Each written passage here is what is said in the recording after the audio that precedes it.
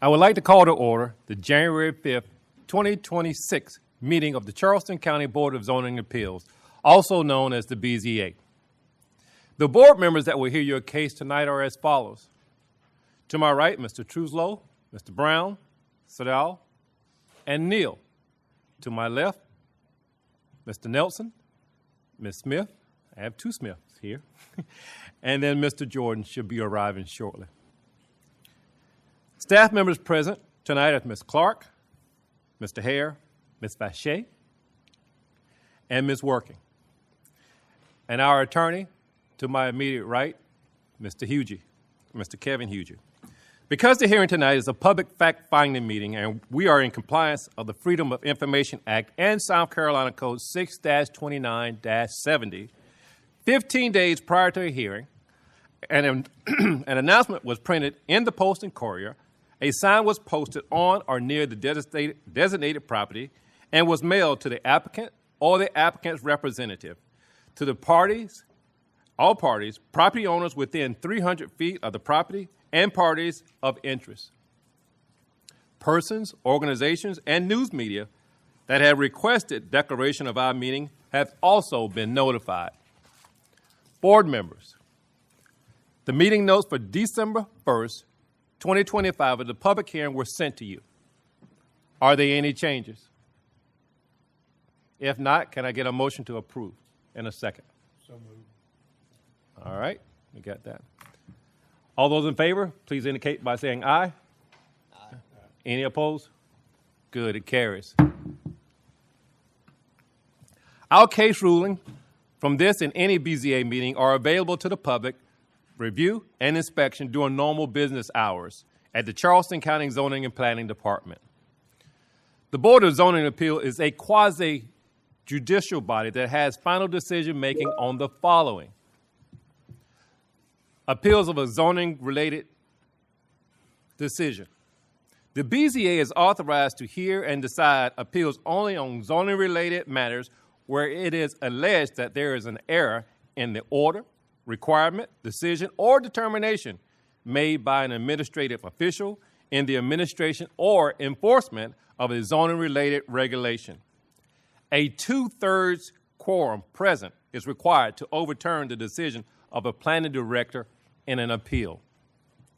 We also have special exceptions.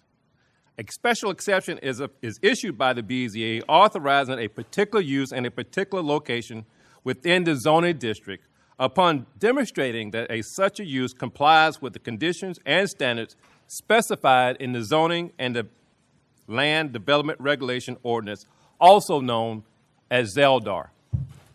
The BZA must find a special exception meet all 6 of the approval criteria in the ordinance in order to grant a special exception.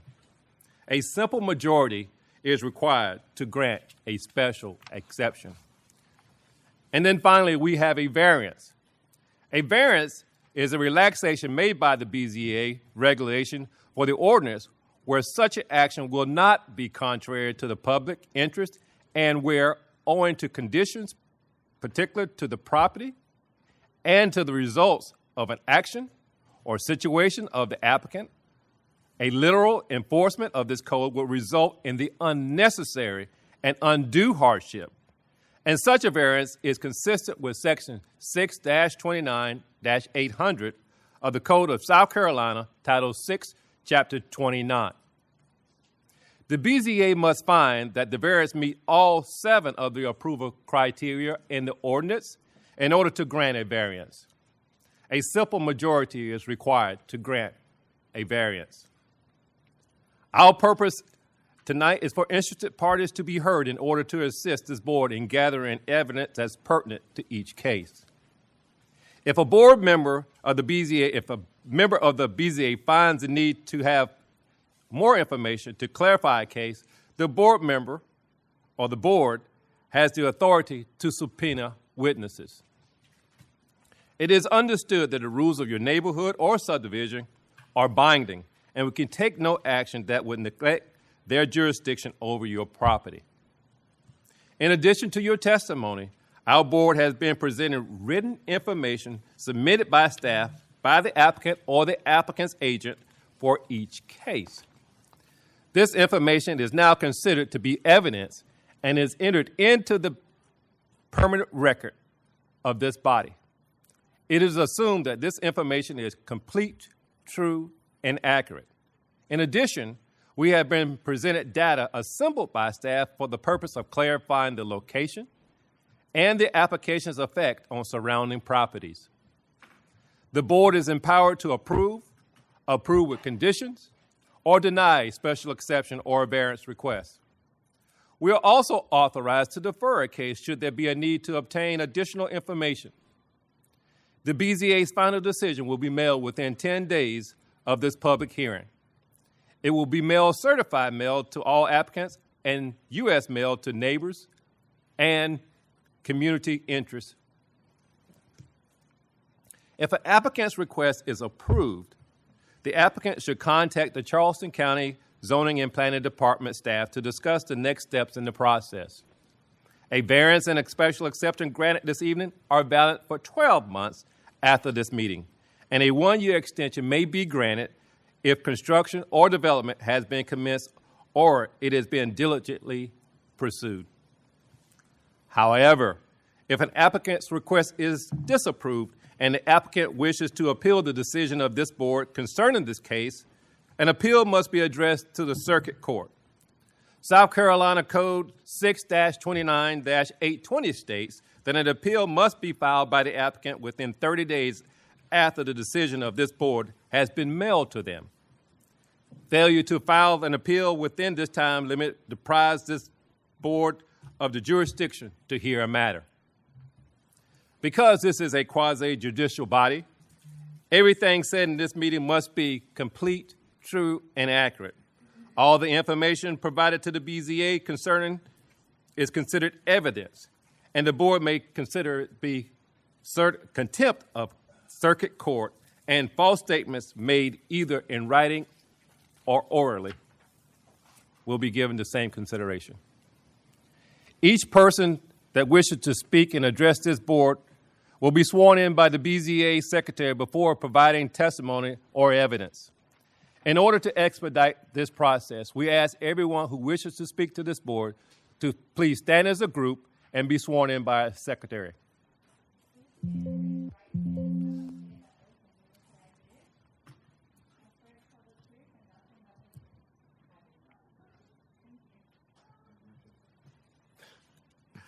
Thank you, Ms. Working.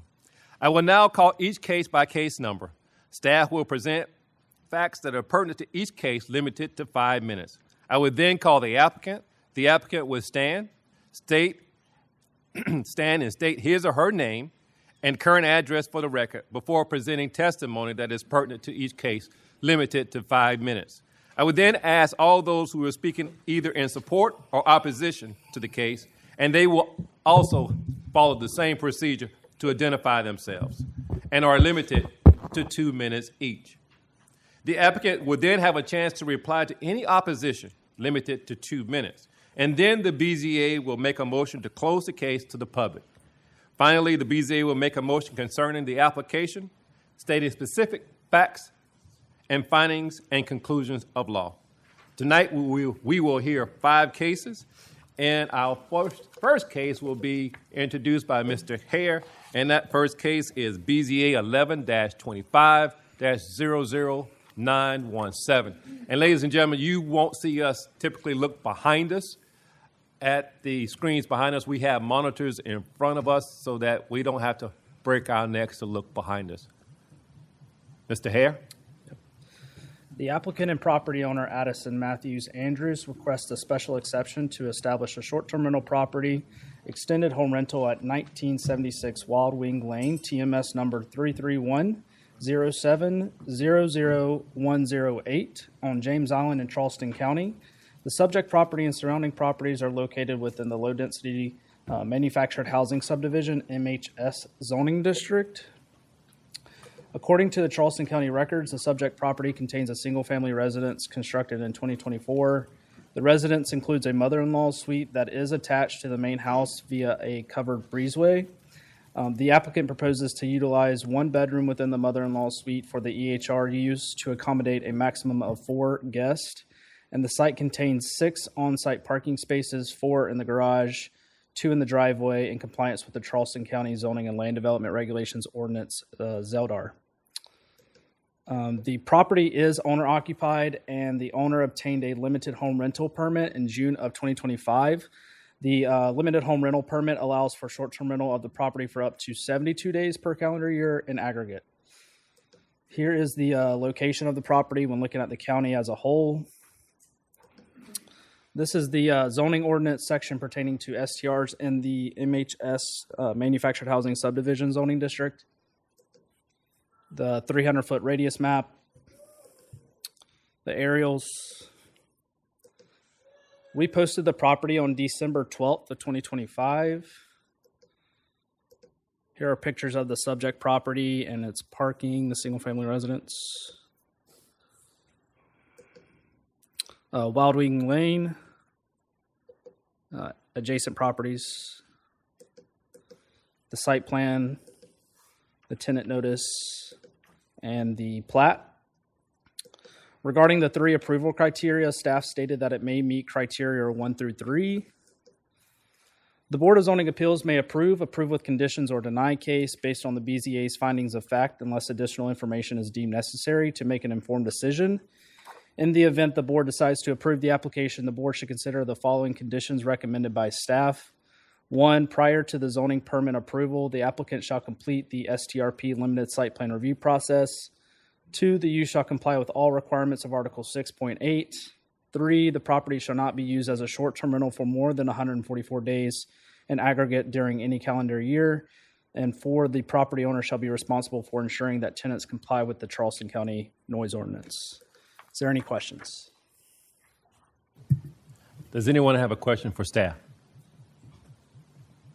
Thank you, Mr. Hare.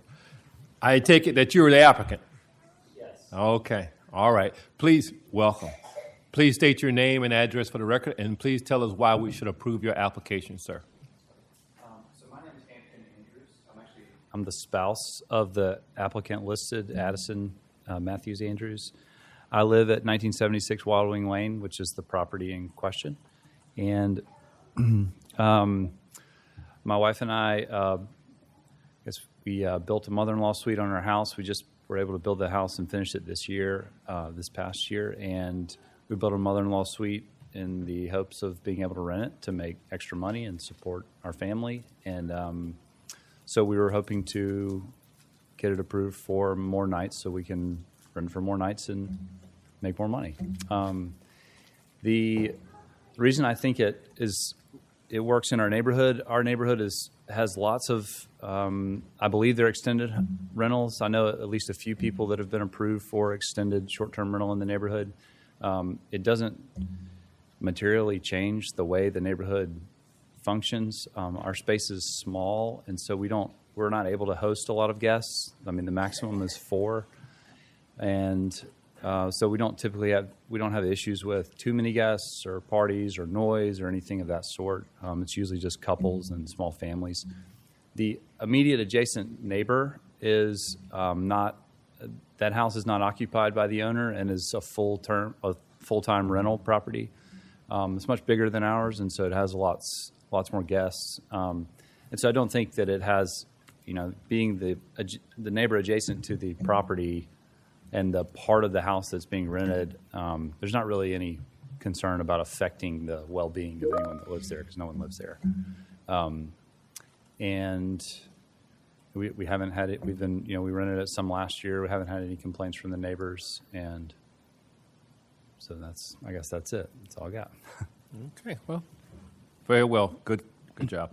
Let's see if any board member has a question for you. You want to start on my right? Anyone has a question? Mr. Brown? So do you self-manage Yeah. the property? Mm-hmm. And you're available basically 24/7 anytime 24/7. something comes up? And your Yep. neighbors have your number and contact info if for some reason... Yeah, the neighbors that live there, basically. The neighbor on the other side of the house, we know really well. And they Gotcha. Yeah. Okay. So. Yes, sir.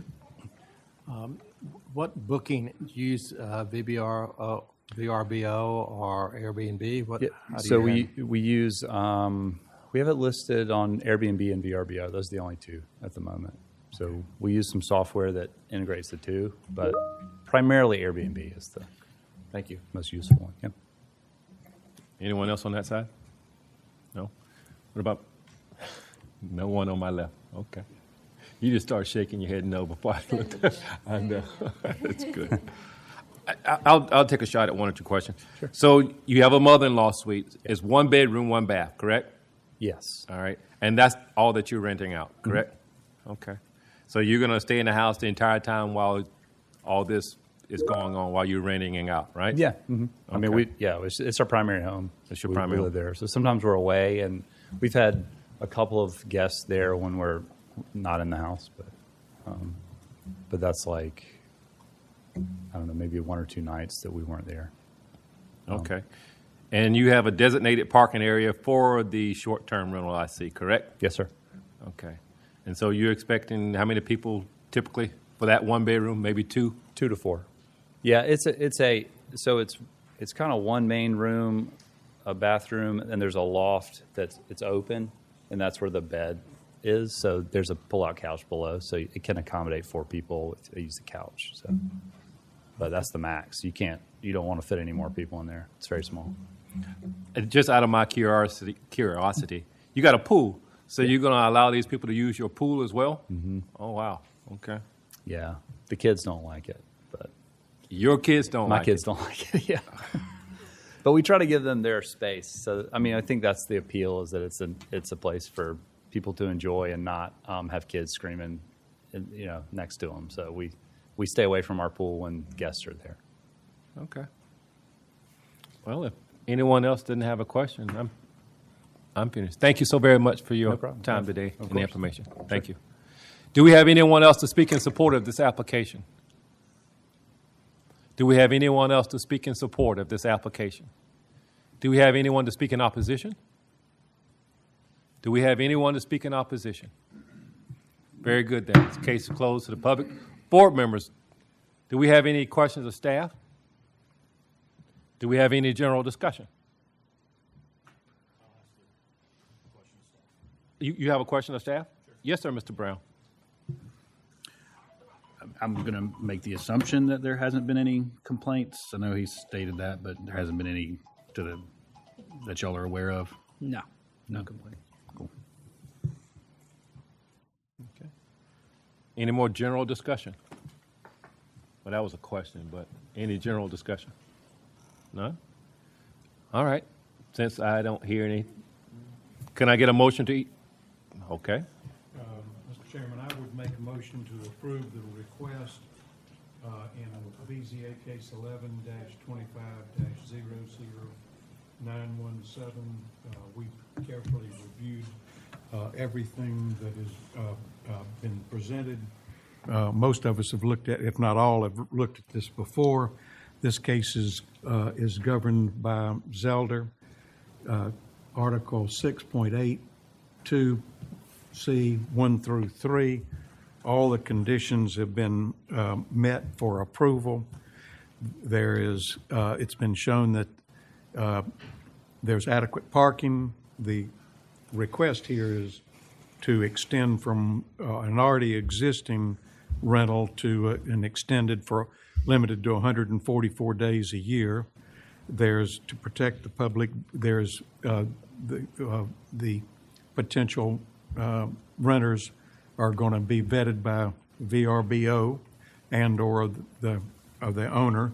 This is, in effect, a mother-in-law suite, so the owner is there to ensure that that his property and that of the community is protected. This is a mother-in-law suite. There's adequate parking. The provisions of 1 through 3, which is what we must deal with, have been met.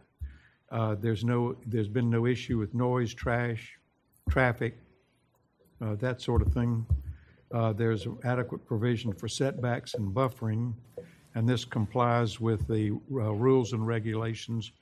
And they've already been through, as I understand it, site plan review. But there's an additional one that may be required. If it is, that will be met. So I'll make this motion subject to three conditions that have been recommended by staff. So that's my motion. 4 conditions. Pardon me? The four staff conditions. Second. All right, I heard a second over there on my right. Okay, thank you, sir. Any general discussion? All those in favor, please indicate by saying aye and raising your right hand. Aye. Any opposed? It is unanimous. Sir, congratulations. Your application has been approved. Within 10 days, you'll be getting information from staff letting you know the next steps in the process. Once again, thank you so very much, and you have a wonderful day, sir. Good. So, Mr. Hare will be doing our next case. Our next case is BZA 11-25-00918. The applicant and property owner, Safir Karmi, requests a special exception to establish a short-term rental property extended home rental at 2121 Bradham Road, TMS number 341-0000038 on James Island in Charleston County. The subject property and adjacent properties to the north, east, and west are located within the low-density residential R4 zoning district. All properties to the south fall under the jurisdiction of the city of Charleston. Charleston County records indicate that the property contains a single-family residence constructed in 2024. The home includes 4 bedrooms, and the applicant proposes to utilize 3 of these bedrooms for the EHR use. The proposed rental would accommodate a maximum of 6 guests to meet the parking requirements outlined in Charleston County Zoning and Land Development Regulations Ordinance, ZELDAR. The site provides 6 on-site parking spaces.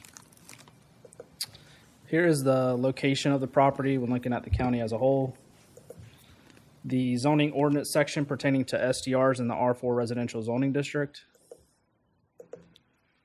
The 300-foot radius map.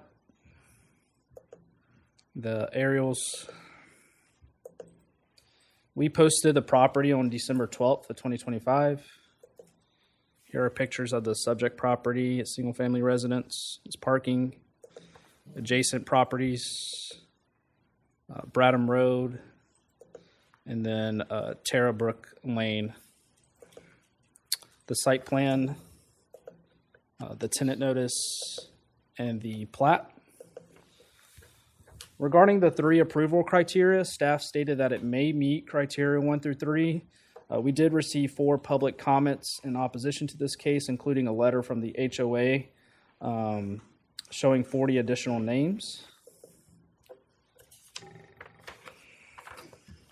The Board of Zoning Appeals may approve with conditions, or deny case based on the BZA's findings of fact, unless additional information is deemed necessary to make an informed decision.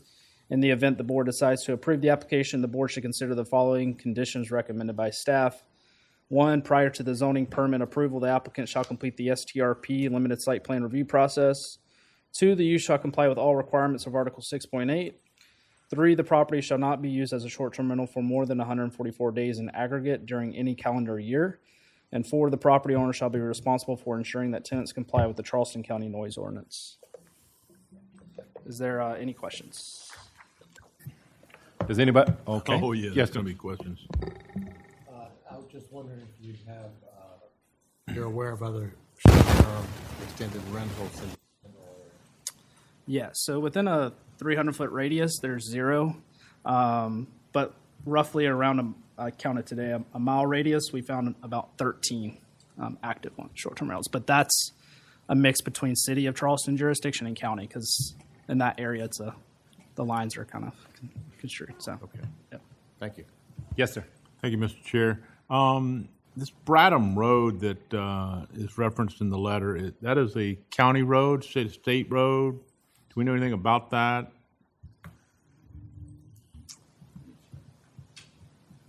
They talk about county park extension. I mean, there's just a lot of stuff. I'm sure we'll hear from somebody in opposition, or we'll hear from the applicant about it too. But they're talking about how the road is a very narrow residential road with drainage ditches on both sides and no sidewalks. I was wanting to know if we could confirm that, or anything in the aerial that helps us show that, or a plat. Yeah. Because it talks about there's no room for parking on it. So I just thought if we could see a picture of that, it might give us a better understanding of things. Yeah. Oh, I missed the picture. That might answer my question then. I can hold, Mr. Chair. That's fine. Okay. You had a question? Yes, sir. Please, go ahead. While they're looking for that. Go ahead. Thank you.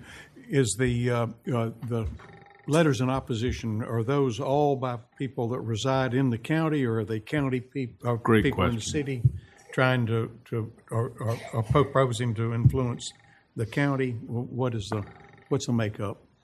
To my understanding, that neighborhood's from the back of this property runs along Terrabrook Lane, which is a separate neighborhood, but it backs up to Bradham Road.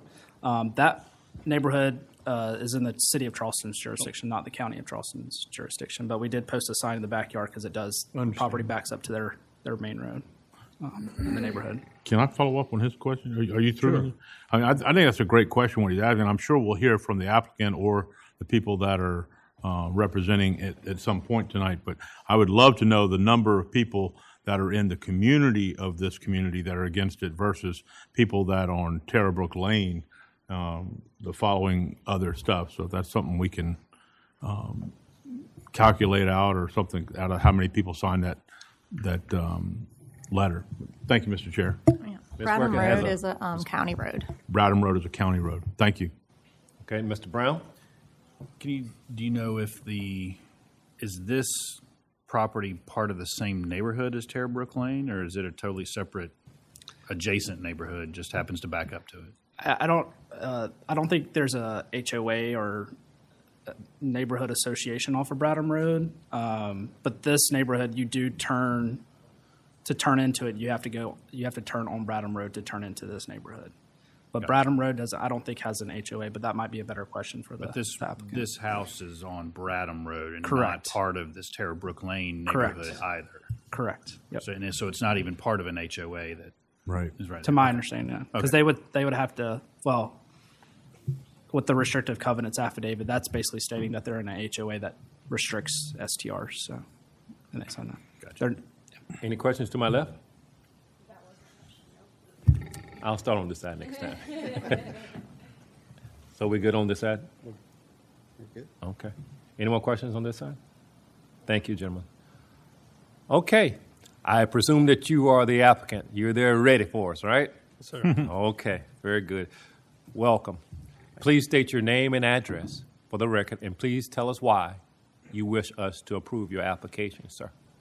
My name is Sapir Karimi, 2121 Bradham Road, Charleston, South Carolina, 29412. A little bit louder.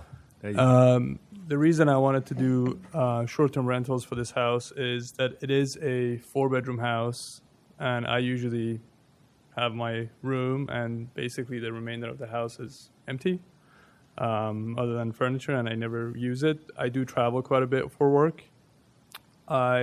Before even applying for the permit, I actually reached out to a few groups that are locally run in Charleston for short-term rentals, and I found the most credible one to be Southern Charm Hospitality Group, and they do a lot of short-term rental managements in the area. And I read the reviews, and I spoke to them a few times about a number of things. Number one, I wanted to make sure that their vetting process was adequate, and it seems like it is. I believe they use VRBO and Airbnb, but they only rent out to customers that have good ratings without any bad reviews. There is also a noise alert that's set up by them, and they advertise that with within the ad. And if there's any violations of the noise alert, then they will be notified. And they are locally run, so even if I'm not there, then they will know about it, and they will address it immediately. As well, I have cameras installed outside the house, and that will also be in the ad, and strictly no parties will be allowed in the backyard or anything like that. The entire property is fenced in, and this property is not part of an HOA. I believe the HOA community is actually behind the house. And I don't believe that the maximum number of guests that I will have at the house would be 6. And I don't believe that would really cause any changes to the neighborhood. And the family orientation of the neighborhood, in my opinion. Okay. All right. Let me see. We do have one. Mr. Jordan has a question for us. Welcome, Mr. Jordan. Thank you. So you just said the HOA is behind your property? Yes, sir. So they are behind it, right? Yes. So have you reached out to any of those people to get their feelings? They do live there. Yep. So, I mean, have you talked to anybody behind that neighborhood? Not directly, sir, no. Okay, but how have you? Well, You the said not sign that directly. I believe they put a sign up in the back and they read the reviews. Or yeah. Thank you. Anyone else? Question on this side? All right, I'm going to start at the very end, Mr. Neal. Thank you, Mr. Chair. Following up on my colleague's question, did you receive the public comments last week or whatever? Did you have a chance to reach out to this person from Terrabrook Lane Homeowners Association? Because it seems like that's the homeowners association that's behind you, right? Yes, sir. And obviously there's a large group. Did you have a chance to reach out to them? Or are you planning on reaching out to them? I did not, but I would willingly reach out to them. Because I would bet you'll hear from them tonight. So it'd be nice if we could have heard from those 40 if you could have reached out before. But I wanted to ask if you had it. Okay, thank you. Anyone else on my right? Okay, yes, sir.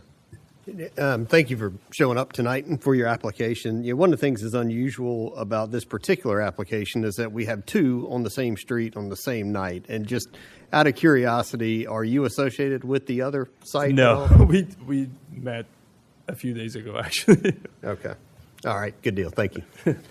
So since that question hadn't been asked, I will ask. You mentioned that you're using Southern Charm to help you with the vetting process and the management of it, correct? Yes.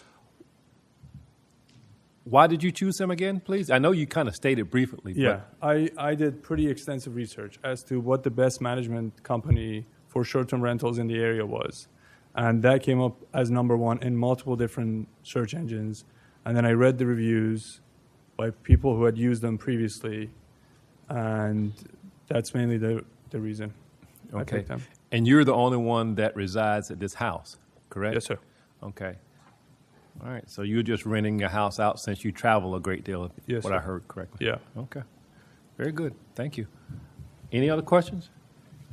Thank you so very much for your testimony today, sir. Thank you. Yes. Do we have anyone else to speak in favor of this application? Do we have anyone to speak in favor of this application? Do we have anyone to speak in opposition? Oh, okay. One at a time. Since you've taken the bull by the horn, welcome, sir. Thank you. Please state your name and address for the record, and please tell us why we should deny this case. Yeah, thank you for the opportunity. My name is Richard Grimes. I'm 2097 Terrabrook Lane. Could you please pick up your mic just a little bit? Oh, Hey, raise it. There you go. Okay. Thank you, sir. One more time, if you don't mind starting from the beginning. Richard Grimes, 2097 Terrabrook Lane. Thank you, Mr. Grimes. James Go ahead. Island. Well, I'm Richard Grimes. I'm president of the Terrabrook Lane Homeowners Association. I'm representing the entire street. We had over 40 people sign up to oppose this recommendation. We would have probably got them all had it not been done over a vacation of Christmas and New Year's.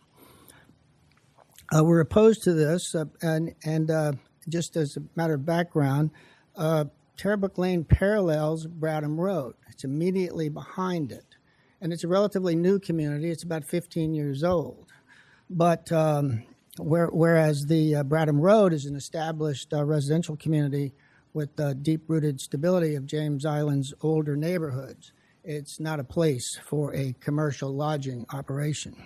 This home was built, the one we're talking about, was built in late 2024, was only occupied briefly, and while the applicant claims owner occupancy while guests are present, we must still oppose the special exception for an extended home rental in our R4 residential community.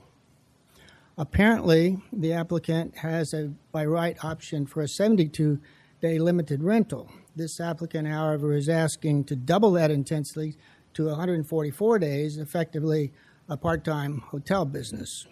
In addition, the intent of the applicant to use an outside hospitality group for management tends to underscore the commercial nature of the operation. More importantly, unlike a limited permit, a special exception for an EHR apparently removes the strict legal mandate for owner occupancy. And while this individual may occupy the place now, it sets a detrimental precedent that runs with the land, I'm told, regardless of who owns the house in the future. In addition, if you approve this, you're introducing transient guests on Bradham Road, a narrow road with drainage ditches on both sides of the road, no street lights, and no sidewalks. It's also the main pathway for students of the Montessori School, Murray Lassane Montessori School, to get to and from the school, from Terrebrook Lane and from Bradham Road. So we would encourage the owner to apply for the 72-day limit allowed by law. It would be more acceptable to us, I suppose, in part because it requires the homeowner to be owner-occupied. And if you read the details of our letter, we've gone into other aspects of this, and we respectfully ask the board to deny this special exception. Thank you, Mr. Grimes. I gave you just a little bit more time today because you do represent the HOA. Okay? Oh, I apologize. That's okay. That's okay. That's quite okay. Thank you. Hold on, Mr. Grimes, if you yes. would. We probably have some questions for you that our board would like to ask. And I'm going to start on my left again. Okay, there we go. Mr. Grimes, thank you so much for attending tonight. One of the questions, we hear a lot of these cases throughout the year, and we often get neighborhoods that come out here opposed to something that's relatively unknown, particularly if there's no extended home rentals in or adjacent to their particular community. And oftentimes the concerns that we hear are very similar from neighborhood to neighborhood. One question I'd have for you in the Terrebrook neighborhood, I would assume in your HOA you do not allow extended home rentals or any type of short-term rentals, or probably have like a 28-day. You can't rent for less than 1 year. Okay. And so those rules apply to your neighborhood, but not necessarily to Bradham Road behind That's you, correct. correct? We are not associated with Bradham Road other than that they're neighbors. So one thing, if we were to authorize this tonight, and I'm definitely not saying that we will, one thing to remember with these permits is they're only valid for a year, and the individual must have those renewed annually. So it's not necessarily a perpetual right that is granted that extends to future homeowners on this property. They have to apply to the county for permits to run their Airbnb or their short-term rental. And so if there were particular issues that came up during the year that if we allowed this type of use and it negatively affected your community, the county would definitely take that into consideration at a renewal time. So just keep that in mind if this is indeed authorized tonight. That's good to know. Everything I know about this entire area, I've learned in the last 1 month. So thank you. And also, I just wanted to add the fact that the owner travels a lot worries me a little bit, and I would again be concerned about the sort of commercial extent of this. Thank you. It's understandable. All right, let's see if anyone on this side has a question. Anyone? Yes, sir. No, thank you, Mr. Chair. Following up on my colleagues, he's giving you some really, really good information. And looking through your letter, not only for this application, but it looks like another application as well, but they seem very similar in your remarks that you bring up. You bring up a couple of points I just want to follow up on just to see if you'll add any more points to it. The neighborhood character, you bring up the issue of a management group managing it instead of owner-occupied. And your tone is that you think that's a negative and you don't want to bring the commercial aspect in. My opinion is if they bring somebody in to manage it, that's even more help with the management so that we won't have just a reckless group going in there. So even though you bring up you don't want the commercial aspect of it, the more management we can see on a property, even if the owner's there, even if the owner does travel. So I see that as a positive.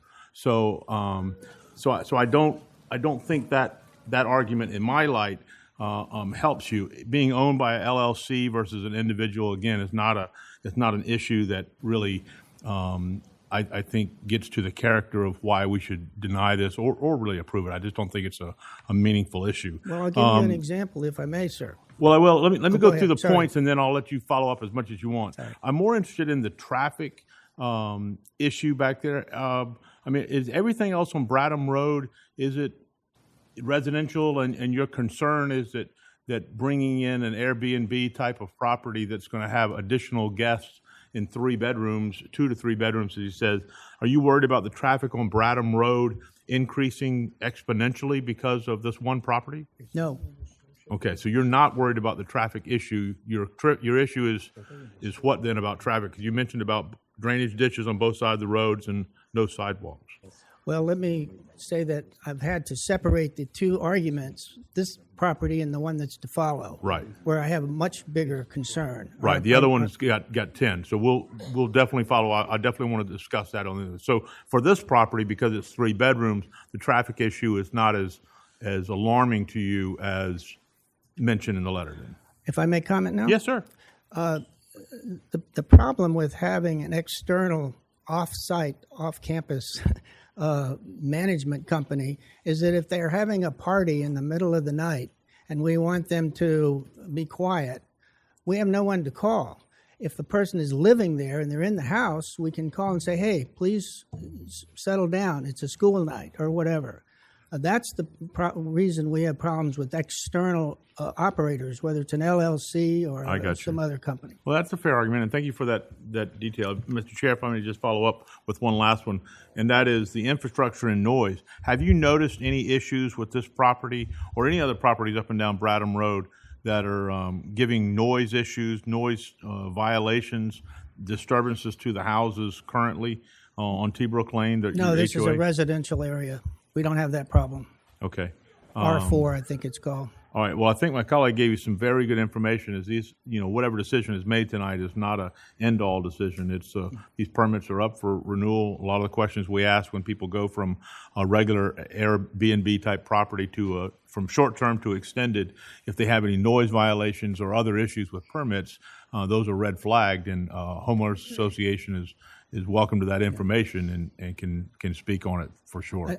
If I may add yes, sir. One little thing, it wasn't explained before exactly, but while we parallel Bradham Road, we have to come onto Bradham Road for several houses before we turn into Terrebrook Lane. So we're not just that distant from it.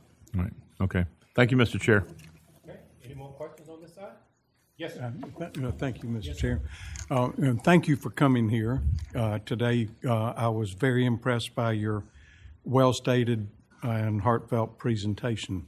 And just for background, I live on the Isle of Palms. I'm especially sensitive to the concerns that you've expressed. I'm more concerned about some of the legal things, not for you, but some of the legal matters that we're dealing with. But I'm curious, so it'll help me make my decision, perhaps help you or help the applicant. I don't want to help either one. I just want to comply with the law. Are the people you represent, the folks you're representing, are y'all in the city or are you in the county? My understanding is that we are in the city. We're immediately behind the county. Bradham Road is a county road. Terrebrook Lane is a city road. But we're 50 feet away. I understand. I was thinking in these terms, and maybe we'll I'm going to give it some more thought, but I'm wondering or concerned about some of the precedent. For example, could Mount Pleasant complain about something going on in the county in James Island? Could James Island complain about zoning in Mount Pleasant and on, or is it something that would be a county issue or a city issue? I don't know, but you have any thoughts? Anything you can I share do to have help some me? thoughts on that. I have no idea about the legal implications there. What I know is the practical implications of the fact that these folks are 50 feet from our front doors. In many cases, not the whole street, of course. So it's practically speaking. I hope I'm not demoting myself by being on the city. I'm just trying to say that this is one we have to come onto Bradham Road to get onto Terrebrook Lane, whether it's city or county. I didn't find out until I became president who owned what, but that's my understanding. Okay. Well, I'm still thinking. I promise. I've got All an right. open mind. I'm just trying to understand what precedent we have when one disparate community can weigh in on what another one does. I just don't know. But thank you. Okay, thank you. Thank you. Mr. Brown, you have a question? Yes, sir. Thanks, Mr. Chair. You mentioned something about, a commercial aspect and someone, whether the owner is there when renters are there. If it was shared with the neighborhood, the contact information of the property manager, and they were assured availability of 24/7 and for things like that. I mean, that's a lot of times we have those conversations with for these types of cases is that number and contact information is available for everyone, because I know that seemed to be a concern. Would that help in any way if If that we was had the available? contact information for the owner when we had a problem, is that what you were saying? Well, the property manager and a The property number manager, for the yeah. property manager. If there's a party going on, not only would you call the police, but possibly the property manager as well. Would that help in a situation, you think? Sure. It'd be nice to have that if you all approved this and we had a problem. We'd know we'd have to call the property manager probably if there was a problem, and we'd hope it could be resolved, and we'd hope they'd answer the phone, and we'd hope they'd not be too busy, and we'd hope we'd not get a voicemail. So, Right. Thank you. Anyone else on my right? Thank you so very much for your testimony tonight, sir. Thank you. Thank You'll you, Mr. see me Grimes. here again in a few moments, I think. We had some other hands. Ladies first, if I would. Yes, ma'am.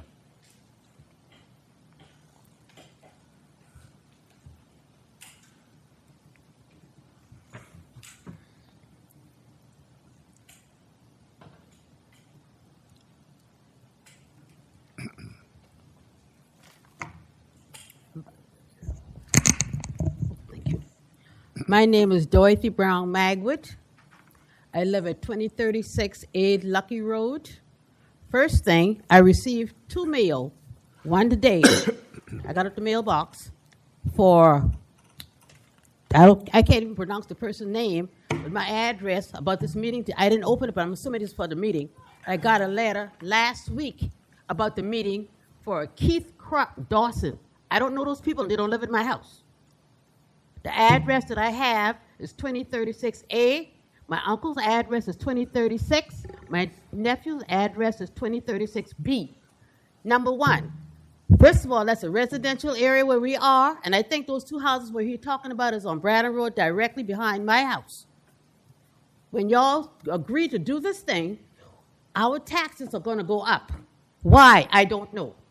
So why would you build a house there and you don't want to? You're not living there. We shouldn't build a house. I don't have money to be spending because you want to put a rental thing there. That's not my problem. When you got that thing, you should have known what you were doing, and if you should have gone through it the right way, and they would have tell you, you can't do that.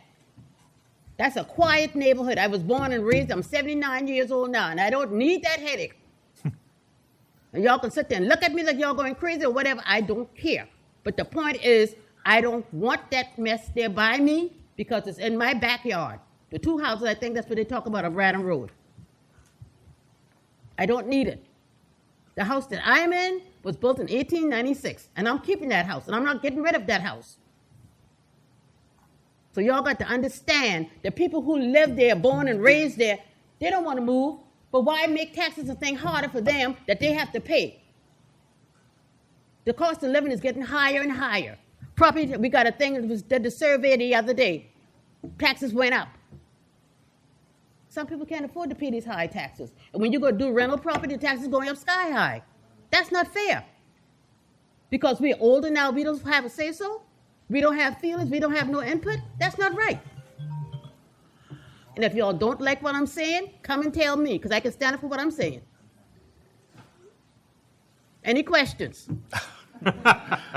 Thank you so very much for your I want testimony. some comments. No, come talk to me. I want to understand what y'all doing. Okay, so if you give me just one moment, I think I got someone on the very end that would like to ask you a question. Who's Yes, that? sir. Where? I'm right over here. Answer me. Okay, nice to meet you, ma'am. Can staff pull up, I guess it's got the plat up there. I would like to know where this young lady lives in relation to the house. Can we give her a pointer, or ma'am, can you see this map all right, well up here? No. Okay. Would you? I live on Lucky Road. Okay. 2036A.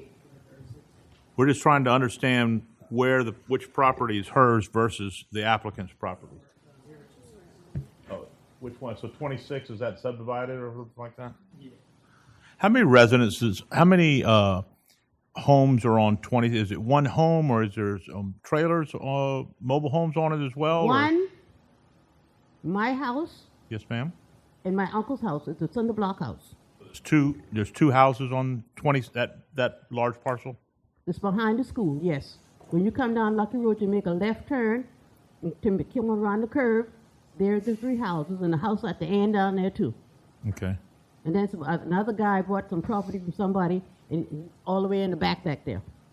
Okay. So you access your property through Lucky Road. Yes. You don't go on to Bradham Road or Yes, anything I do. like I can go through there. I go through Roper Road to get there. You go through which road? Roper Road. Okay.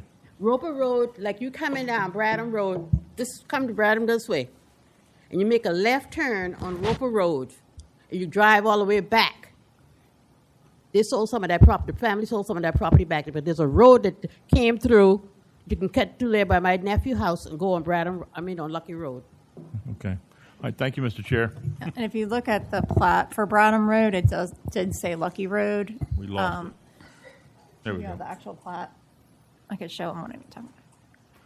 So it used to be called that. And it was renamed. Yeah, that would be There you helpful. go, there, right there. I didn't want to build a house in Bradham Road for rental. It's crazy. And which one? So she's on. Okay. There's 2 houses there, both there, and I'm behind. My house is behind that house. My house is in the middle between the trailer and the cinder block house. Okay. Thank you. Thank you for showing up. Thank you for testifying. I see anyone on my right have a question? I'm done with that one. Anyone on my left? All right, Hey, Mr. Jordan. Come up here. Come on up here, Bubba. I guess. Yes, So ma'am. we're only going to have testimony for one at a time, okay? Well, he So- can talk after I get through talking. Y'all Well, can that's, ask questions. but I'm only going to allow one at a time. Okay. So Mr. Jordan has a question for you. When did you say, ma'am, your house was built? 1896. So am I right in assuming that all development? Wait a minute. My grandmother was born in 1896, and the house was there before she was born. So am I right in assuming that all development around it came after your house? Say that again? All the people that live around you, that came after your house? Your house, you were there, your family was there first, am I right? Yes. Okay, so your family has seen all this development come around your home. Yes. Thank you. Anyone else to my left have a question? Thank you so very much for gracing us with your presence today, and we thank you so very much for your testimony. Did you have another question? I got something else to say. My uncle couldn't come because he is disabled, and he is my grandmother's son. But he is 90-something years old. He can't walk, so he couldn't come. But Thank I you. came. Thank you for And that my brother. information. Thank you. Now you can talk to him. Where you at, boy? Come here. Do we have anyone else that'd like to speak in opposition? Yes, sir. Come to the podium. Yes, sir. If you would lift that mic up so we can hear you.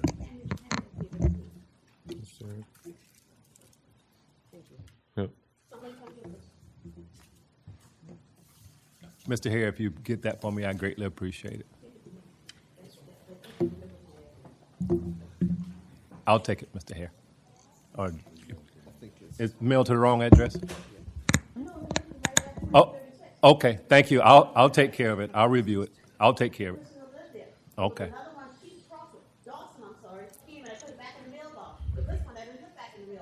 Thank you for bringing it. Yes, sir. Please state your name and address for the record and tell us why we should deny this application. Okay. So my name is Thaddeus Smith. Thaddeus Smith? Yes. Thank you. I live on 2030 Terrebrook Lane, and I'm actually a part of the county. Okay. And then I want to say that I'm furious about this, and I'm going to try my best to talk up here. So, first I learned that this management company is through Southern Charm. Southern Charm is a reality TV show here in Charleston. I know many people who are on Southern Charm, and I know many people that could not handle the drama and everything on Southern Charm. Southern Charm owns quite a few buildings downtown. They have taken over downtown, and I know of local businesses that have been kicked out of buildings that are owned by Southern Charm individuals. They're like an posse. I personally know one person from Southern Charm that could not take the drama. It was awful on his mental health, and he had to leave the show. These people laugh at this. They laugh at taking other people's property, and they do that when they raise the rent and they don't get the money they want. Now, as far as crime rates, my spouse and I, we moved here about 10 years ago to South Carolina from Ohio. We've seen the changes that have gone through, or the changes that Park Circle has gone through, drastic changes, and also even just Bradham Road. I know somebody that's on the police, well, many people that are on the police department for the county, James Island, and they've been trying their hardest to get the crime down off Bradham Road. Okay, I apologize. Yeah. I'm going to have to stop you at this time. Let me see if any one of my board members have a question for you. I'm going to start on my left. Any questions? I didn't get to, I'm sorry, I wasn't paying attention to the time. Do you have a question for the applicant? I mean, not for applicant, for this Not for the gentleman? applicant, but just generally, I think. But do you have a question for him? No. Okay. Anyone else have a question for this person? I will come back to you. Okay, come back to me. Yes, sir, Mr. Neal. This.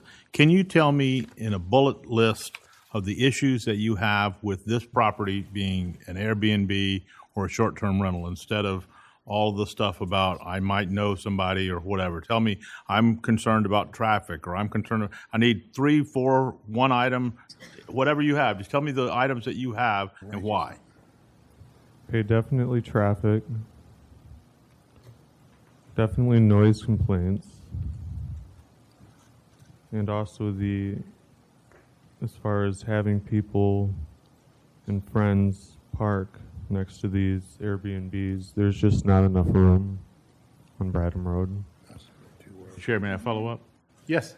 When you're saying parking, we've seen a display of how he plans to park people for the 2 to 3 bedrooms that he has available, and it looks like there's ample parking on the driveway, not using the street because the street is not a wide street from what our renderings have. Or do you have more knowledge or an example of something what would make the parking issue negative because of this? So I have some friends here that live out of state, just like he does, and travels a lot for work. They bought an Airbnb in Park Circle.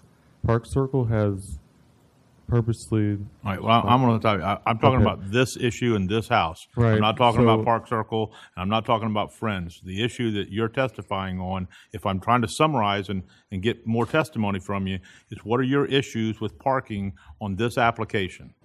There's going to be more than just 6 parking at this location. And How do you know that? friends of friends that will go to this Airbnb. Okay, that's hearsay. Well, Hearsay. okay. Well, I've seen it myself. Okay. And we were going to buy in Park Circle, and it was an up-and-coming area. And I'm glad I did not. We would have moved for how awful Park Circle is right now. Yeah. The Okay, noise. thank you. Fair. All right, thank you so very much for your testimony. Do we have any? Yes, sir. You may come. Please state your name and address for the record, and please tell us why we should deny this application, sir. Steve Slocum, 2105 Bradham Road. Thank you, Mr. Slogo. Welcome. Thank you. My wife and I recently moved to Bradham Road last 7 months or so, and we chose that neighborhood because it is a quiet neighborhood. And there are many younger families that are on this street. And as everyone's alluded to earlier, very narrow street, no street lights, drainage ditches on both sides. I walk my dog there every single day, day and night. Very dangerous at night, just with the traffic that's there already. Introducing people who don't know the road there and, increase of traffic makes it even more dangerous. Along with that, Marie Lassane does back up directly to our road. We can hear the school bell every single day, very close proximity. Not only is it a main road for Terrebrook children to walk to school, also Bradham kids, Roper Road, and anyone who else lives on Lucky Road if they're walking down that way.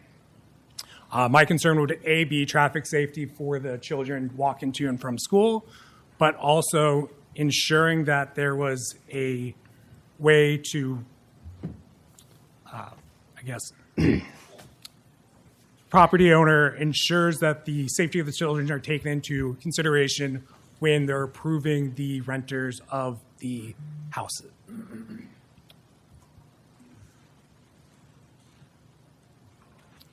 And again, I think the increase in parking from the number of people who may be in there, while there may be ample parking, if they do not know where to exactly park and have to end up parking on the street, it's going to force people directly into the middle of the road, which again, danger across the board. So that's all I have to say about this property. Okay, thank you for your testimony. Let me see if anybody here on my right has a question. I'm going to go to Mr. Brown first. You mentioned how narrow the street is, no street lights. Is it speed limits and children crossing and all of those? Are those signs on that street as well? Or No. No, it's just a street and that's it. It's a dark, narrow street. Okay. Yeah, I have two for the testimony. One, I didn't catch his address, so if he could point out where his home is in relation to the applicant. And the second question I have is, I'd love to know could you mention school walking, children walking to school from the Terrebrook Lane area. I'd like an understanding is where do they cut through to go to the school? Is it right across? Is it further? Where's the general traffic? If you're walking around with your dog, I would imagine you know this information. Yeah. They had it lit up. So 2105, Oh, he we are 3 or 4 houses down. Can you close point to, out? Can you point out what number it is or which one it is? 44. That's where you live? Yes. Okay. So you're 5 lots away from this application. Correct. And if Okay. you go towards the right, about 150 feet down would be the entrance to Terrebrook neighborhood on Terrebrook Lane. Cut through for the school, or where's the general traffic pattern for kids that walk or ride a bike? Straight down Bradham. Straight down where? Bradham to Riverview. Which way would Riverland Drive, excuse me. Which way would that be? It's working this way. So, right. And Riverview's down that way. And so then the empty lot there, the big white spots, the school. All right, that's great. Thank you, Mr. Chair. Thank you. Yeah. Mr. Hare, where's the school again? Behind it. Yeah. Right by it. Okay. All right. Any other questions on this side? Any questions on this side? No? On my left? No? Thank you so very much for your testimony today. I saw another hand in opposition. Do we have someone? Okay. Multiple testimony. That's fine. Hey, I was there too, man. Please state your name and address for the record. All right, yeah, my name is Elliot Volkman. I live on 2131 Bradham Road, so 2-3 houses down from both of the properties in question. Same side of the road as this particular item. So let me just outwardly say I'm actually not directly opposed to this particular situation. However, there are a lot of caveats in this. Maybe give you an anecdote. So I moved here 7-8 years ago. At the time, the road was very much as it's described now, with the difference being there was a lot of sketchy activities at the end of the road, very similar area to where this house is in question. A lot of it is because it was just dark, dilapidated homes. That honestly just put a lot of onus on the surrounding community and neighborhoods to essentially police it on behalf. We all signed up for it. That's just part of being a neighborhood and community. That's what we do. However, when we have an equation like this, where we have transient people coming in and out, the burden of the situation is not on just a agency or someone to handle this. It is everyone around it as situations arise. Now we have to police on behalf of them. So we're not their employees. We're not working on their behalf. It materially impacts the area that we live in and the safety that we live in. Now, again, I want to clarify, if the owner is occupying this particular property, it's a different equation than the next situation that we talk about after this. I'm not opposed because someone is there physically dealing with the burden of the challenges that are coming with all of the different items that we are hearing. But again, there's already travel being flagged. There's an agency here to support it. So from my understanding, that burden is still being placed upon us. There's still safety issues. I have a little one here. It is dark, narrow area. I run there. We go all up on the street. We go right in front of that house all the time. And it's very easy to imagine people who are unfamiliar with the area to just speed through or just not really pay as close attention. So generally, it is a combination of materially impacting our neighborhood and I guess impacting the safety and putting burden on the neighboring community and neighbors. Okay, thank you. I hate to say this, and y'all forgive me. He looks just like Adam Sandler and sounds just like Adam. Thinking the You know what? same I'll take that. I get worse. I just couldn't get that away. What enticed you to move to your current home? Why did you choose that neighborhood? Yeah, honestly, it's very similar to what you've already heard. It is a very quiet place. When the sun goes down, the lights are out. There's no one really roaming around. I'm one of the few people that are out walking my dogs or running because most of the people on our property are probably 55, 60 years old. It's heirs property for the most part that surrounds us. I'd say there's probably 2 or 3 family trees that are interconnected, except for a few of us that are here speaking out. But it is a quiet, pleasant place where we wanted to raise our daughter. I see. Any questions on this side? To my right? I have a crazy question I want to ask. Go for it. But I'm not answering. Would you be? You know, I was trying to humor you, basically. Yeah. Would you be opposed with someone with a 4-bedroom house that had, say, 6 teenagers and bringing a lot of kids, their friends, in and out? I know you may not be at that stage now with that little one, but how would that impact a neighborhood like this? I mean, honestly, we kind of deal with that already. The property that is now taken over as part of the county park system, it was unmaintained, it was open, we had people mudding, doing drugs, selling all sorts of stuff back there, and that was part of the community to police it and get that out. But my question was, if you had 4 teenagers in one home with all driving permits and license, you would have a lot of traffic coming in and out every day, would it not? Yeah, typically but going I think to school that is, and again, you have parents. The capacity to manage that is by the people who live there. It is not an agency or someone who occasionally hears from neighbors. Okay. I mean, we're already a very vocal community. We have a little Facebook group where all the complaints get surfaced, and they are generally handled very well. But if it is a home with unruly kids, I mean, I've been part of that. I mean, it's just part of how that works. But this is a commercial operation. It's a little bit different. Okay. Well, thank you so very much for your testimony today, and that lovely young lady you got with you, too. Thank you. Thank you. Do we have anyone else to speak in opposition? Do we have anyone else to speak in opposition to this case? Okay. Very much. Very good. Where is the applicant? Okay, behind the podium. I can't see. Sir, you have the right of rebuttal, limited to 2 minutes. So if you would address the questions and the opposition that you have, we greatly appreciate it.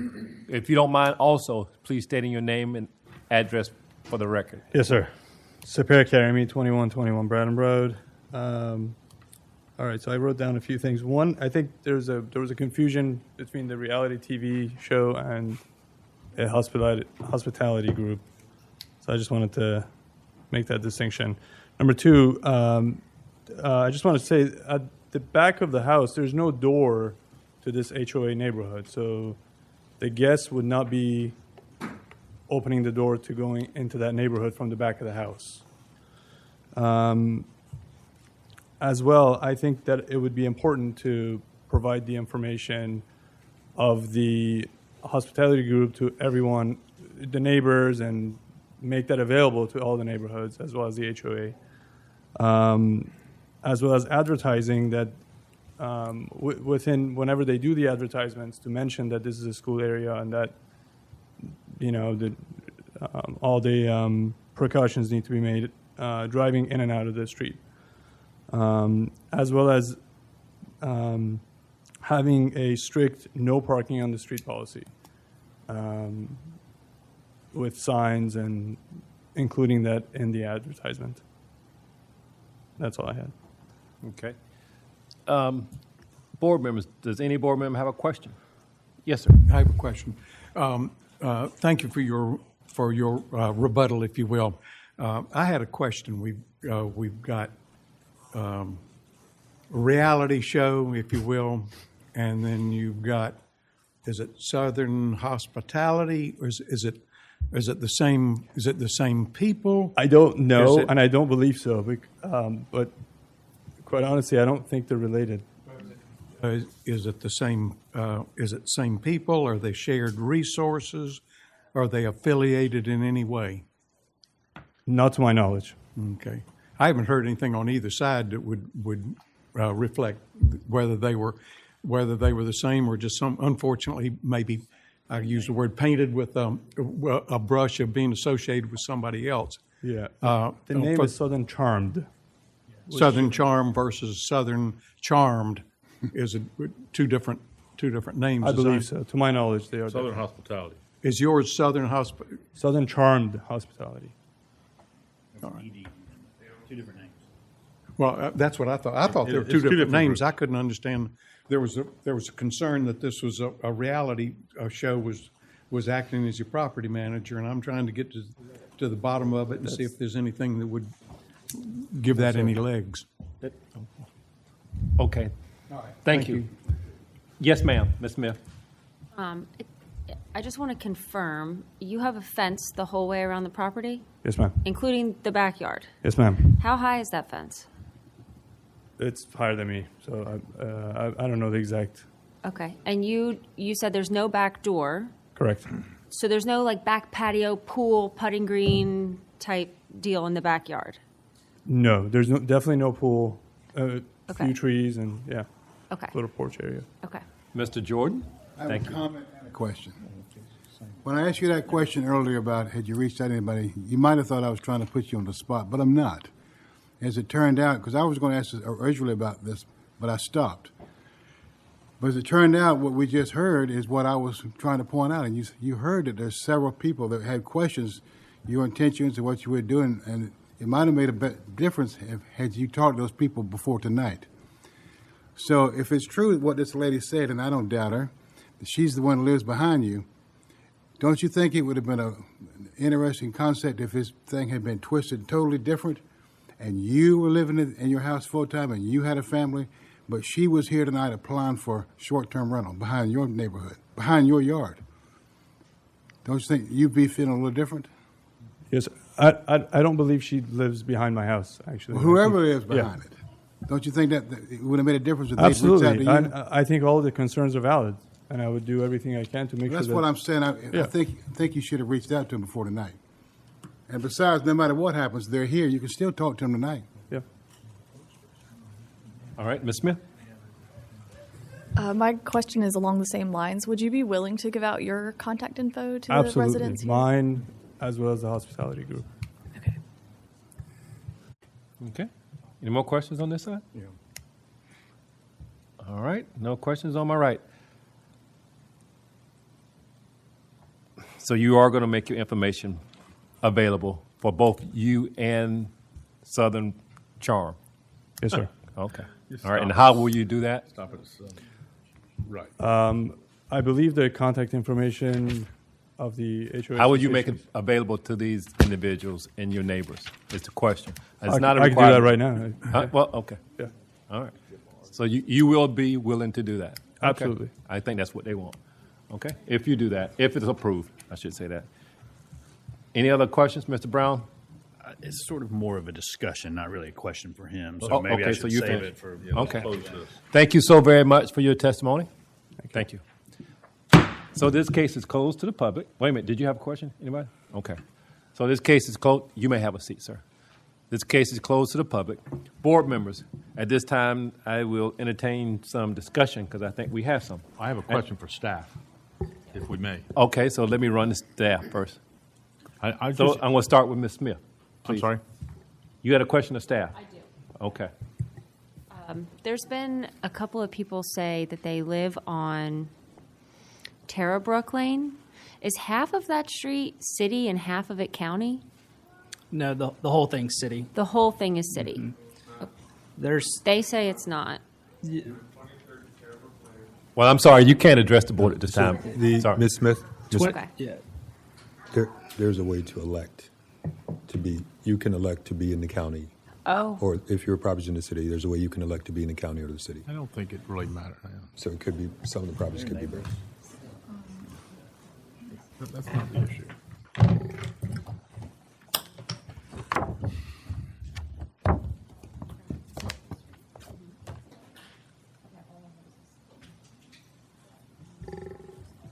If you're in the city, you're in the county. Okay, Mr. Neal, you had a question? Yeah, my question is for staff on, I'd like to know how many homes are in the Terrabrook Lane Homeowners Association, because if 40 of them signed it, I'd like to know how many groups are, how many people is that in that entire HOA? I would like to know what percentage they got, because in the letter of opposition, there's 40 names that have signed on. I'd like to know, is it 40 of 40? Is it 40 of 45? Is it 40 of 90? That's a piece of information I'd like to know. So maybe somebody from our staff can get a hold of that HOA president, because I bet you he knows. The president's here. Yeah, huh?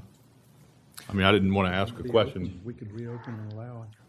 I mean, if staff you can want. just reach over and talk to him and ask him. Mr. Hare or Ms. Clark, could you ask him instead of me doing it? Right. Do we have another question? Go ahead, just ask him. Do we have a question for staff? Any other questions for staff? Or Mr. Hare is doing that?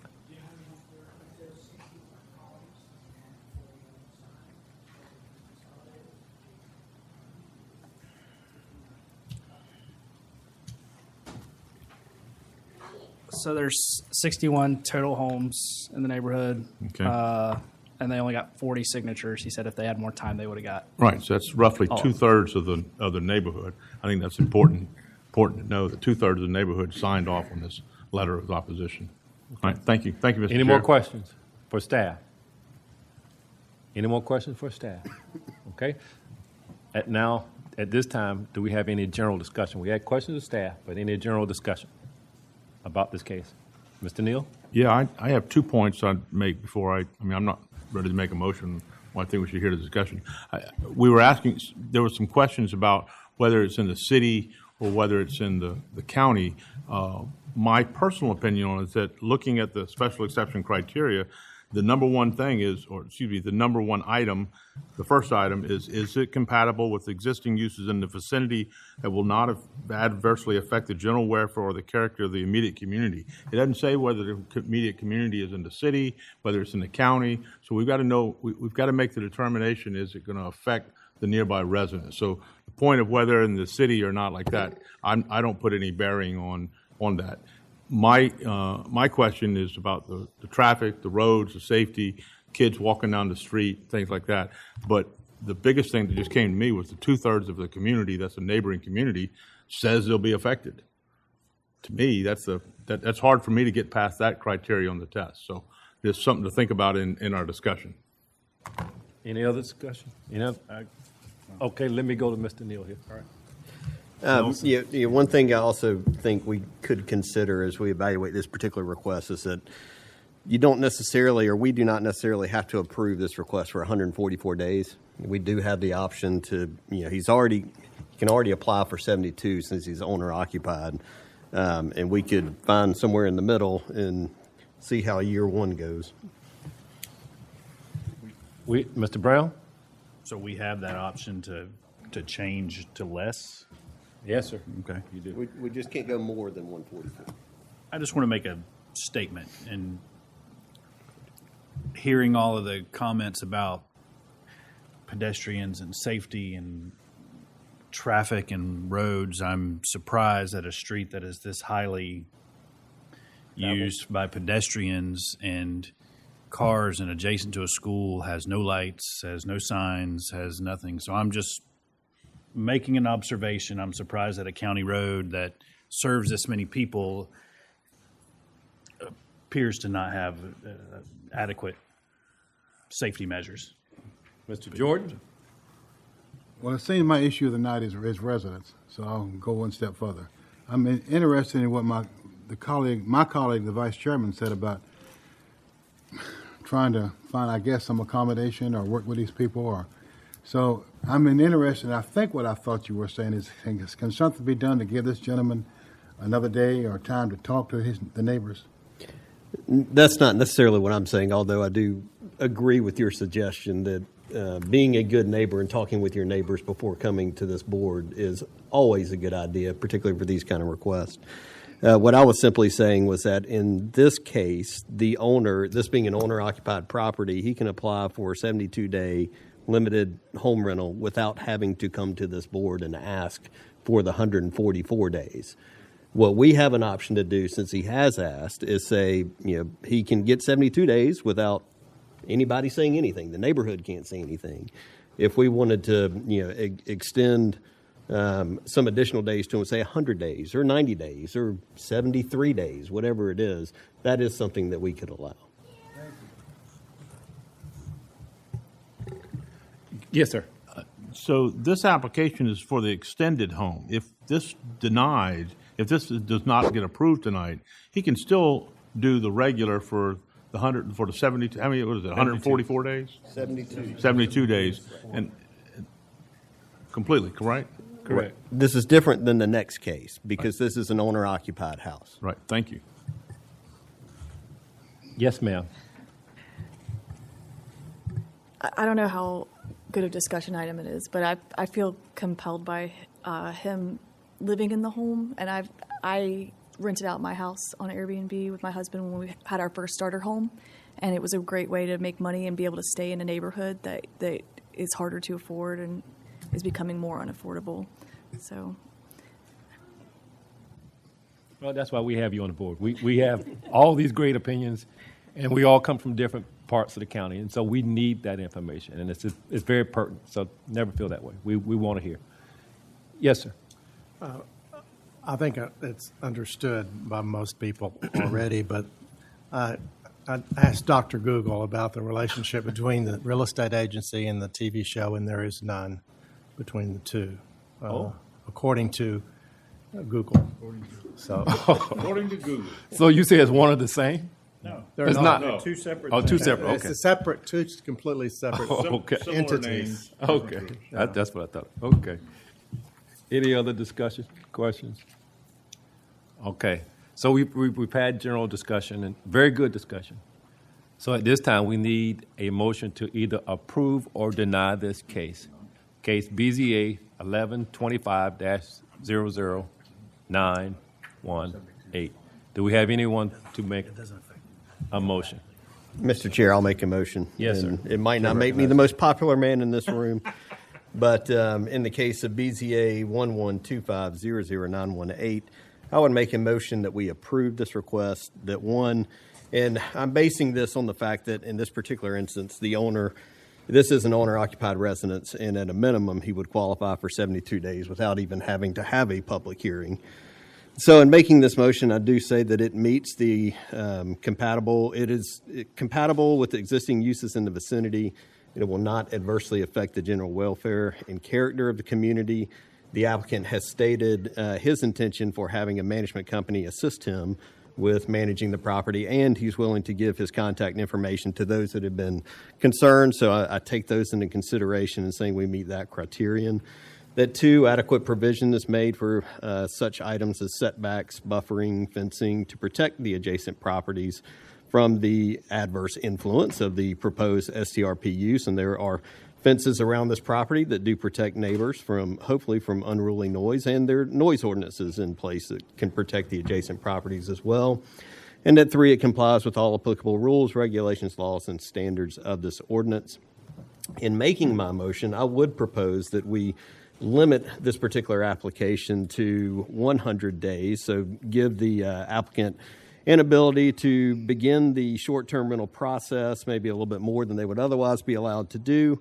So this would be keeping the 4 staff criteria, but changing staff criterion 3 to say, or special condition 3 to say, the property shall not be used as a short-term rental for more than 100 days in aggregate during any calendar year. In making this motion, I recognize that the applicant could come forward and ask for additional days in a future year if if there really are no issues with the STRP. That is my motion. Okay, board members, you've heard the motion. Do I have a second? Okay, Ms. Smith, I looked that way first, so yes, I got a second. Okay, so we have a second. Do we have any general discussion?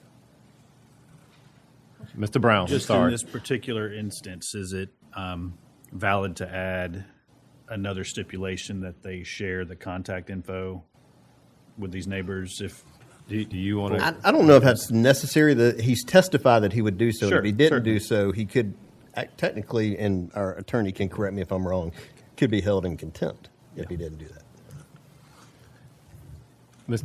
That's okay. Mr. Neal? Thank you, Mr. Chair. The question I have on the motion, and I like the motion because basically he would have the ability to do 72 without this. So you're ramping it up to 100 days, but that's far down from the 144, correct? So my question is, what happens in a year if the renewal comes on? What type of feedback can the community give or the neighborhood give, saying, well, wait a minute, we told you so, and they've gotten crazy there, and we can't get hold of anybody. Will it come back in front of us to go for another extended, or is it on the city and staff for compliance? I'm just trying to understand what the next procedure is. So you want to do it, or you want me to do it? Well, I was going to say it's probably more of a staff question, but when they reapply for their permit next year, it would keep the 100-day limit, and staff would then consider whether or not significant number of complaints have been received. To renew the 100. Right. So this would only cap it at the 100. Right. If he wanted to go to 144, he'd have to come back before the board. For a variance or whatever of that thing. All right. Well, as much as I like the motion, I'm not going to support the motion because with 2/3 of a neighboring neighborhood, I believe you'll have too much of a conflict. But I like the proposal, but I will not be able to support it. I think it's a fair point. Any other discussion on this side? Any more discussion on this side? Okay, so we have a motion that has been properly moved and second. I'll bring it to a vote. All those in favor, please indicate by saying aye and raising your right hand and hold it there till a count's been done. Okay, 1, 2, 3. A little higher. I want to make sure. Okay. All right. And any opposed? Okay, so the ayes have it. You got it? Well, okay. I was. Yeah, Aye. I'm for. For. Yes. So it carries. Thank you. Where did he go? Okay, he's behind. Sir, so your application has been approved. Within 10 days, you'll be getting information from staff letting you know the next step in the process. Once again, thank you for coming, and good night. And I thank you all for coming, and I thank you all. That case is closed. So our very next case will be case. I just want to real quick. The vote was 7-2, correct? Yes. Okay, and the 2 opposed was Jordan and Neil. Okay, we just There want you to make go. sure we had it right.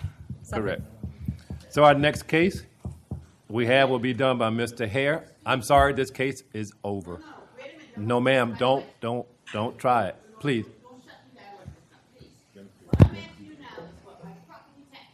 I can't answer that question because that's not our jurisdiction.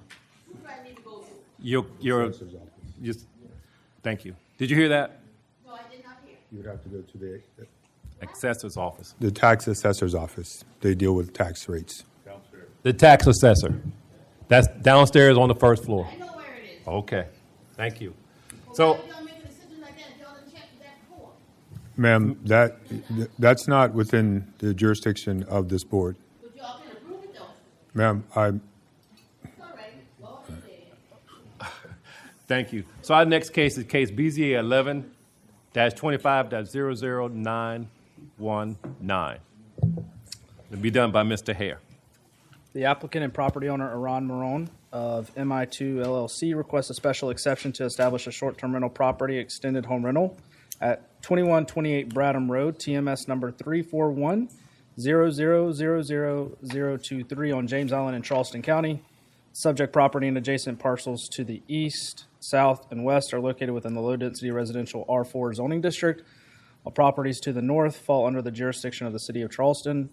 According to Charleston County records, the property contains a single-family residence constructed in 2025. The home includes 4 bedrooms, and the applicant proposes to utilize all the bedrooms for the EHR use, accommodating a maximum of 10 guests. To satisfy the parking requirements outlined in Charleston County Zoning and Land Development Regulations Ordinance ZELDAR, the site provides 6 on-site parking spaces. And since the property is not owner-occupied, it does not qualify for a limited home rental permit. It must be reviewed as an extended home rental in accordance with ZELDAR requirements. This is the location of the property when looking at the county as a whole. This is the zoning ordinance section pertaining to SDRs in the R4 residential zoning district. The 300-foot radius map. The aerials. We posted the property on December 12th of 2025. There are pictures of the subject property, single-family residence, and its parking, adjacent properties, and Bradham Road. This is the site plan, the tenant notice, and the plat. Regarding the 3 approval criteria, staff stated that it may meet criteria 1 through 3, and we received 3 public comments in opposition into this case, including the same letter from the HOA showing 40 additional names and signatures. The Board of Zoning Appeals may approve with conditions, or deny case based on the BZA's findings of fact unless additional information is deemed necessary to make an informed decision. In the event the board decides to approve the application, the board should consider the following conditions recommended by staff.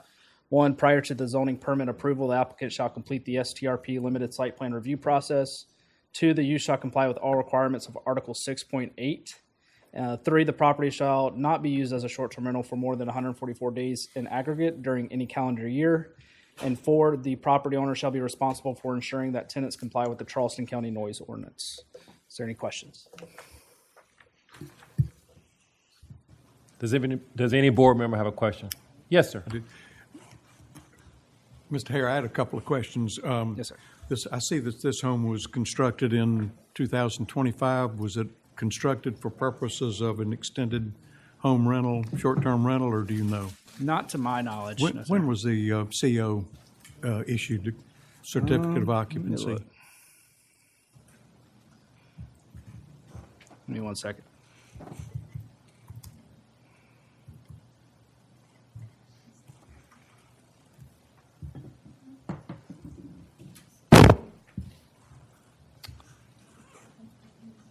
looks like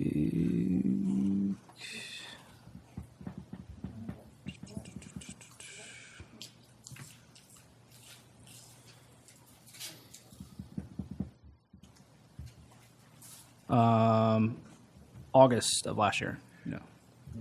And is it currently is it occupied? Is somebody living there? Is it being rented? It's not owner occupied. It's just sitting idle. Do what? It's sitting idle. Yes. All right. To my knowledge, he just purchased. Yeah. All right. It was Thank just you. been purchased last year. Any other questions on my right? Any on my left? Thank you. Is the applicant present? Please come forward. Please state your name and address for the record, and please tell us why we should approve your application, sir. My name is Iran Maron. I live in 2245 Portside Way in Charleston, South Carolina, 29407. 2128 Bradham Road. It's a new construction built on 1/3 of an acre. It's got a 4-bedroom, 2.5 bathrooms. Property is fully fenced. On one side, we have a vacant, heavily wooded lot. We're the second house to the end of the street, which is there's the county park. I think they bought that. Something is going on there that they're going to develop in the future. I heard a lot of different things that I can talk about, but basically there's already a lot of noise coming from the school in the back, pretty much during the day. As far as the property will be managed by myself and the kids. You have to be over 25 to book. And we always state there's no parties. When people book, we use Airbnb and VRBO. If there's any questions, I'll be happy to take them. Or if you want me to talk about what was previously stated, I'll be happy to do that too. Okay. You came before us last month, didn't you? Yeah, and back in October too. Yeah, and back in October. Yeah, you keep. You keep coming. Is he on our docket for next month too? Not next month. Okay, probably next time. Okay. Let's see if anybody has a question. I'm going to start on my left. Yes, sir. Mr. Marone, we thank you for coming back here again and being a glutton for punishment for coming before this board. My question for you, and this is really maybe something that's addressed to the entire room and answering this question, but you come before us 4 times now, is that correct? 3 times. 3 times?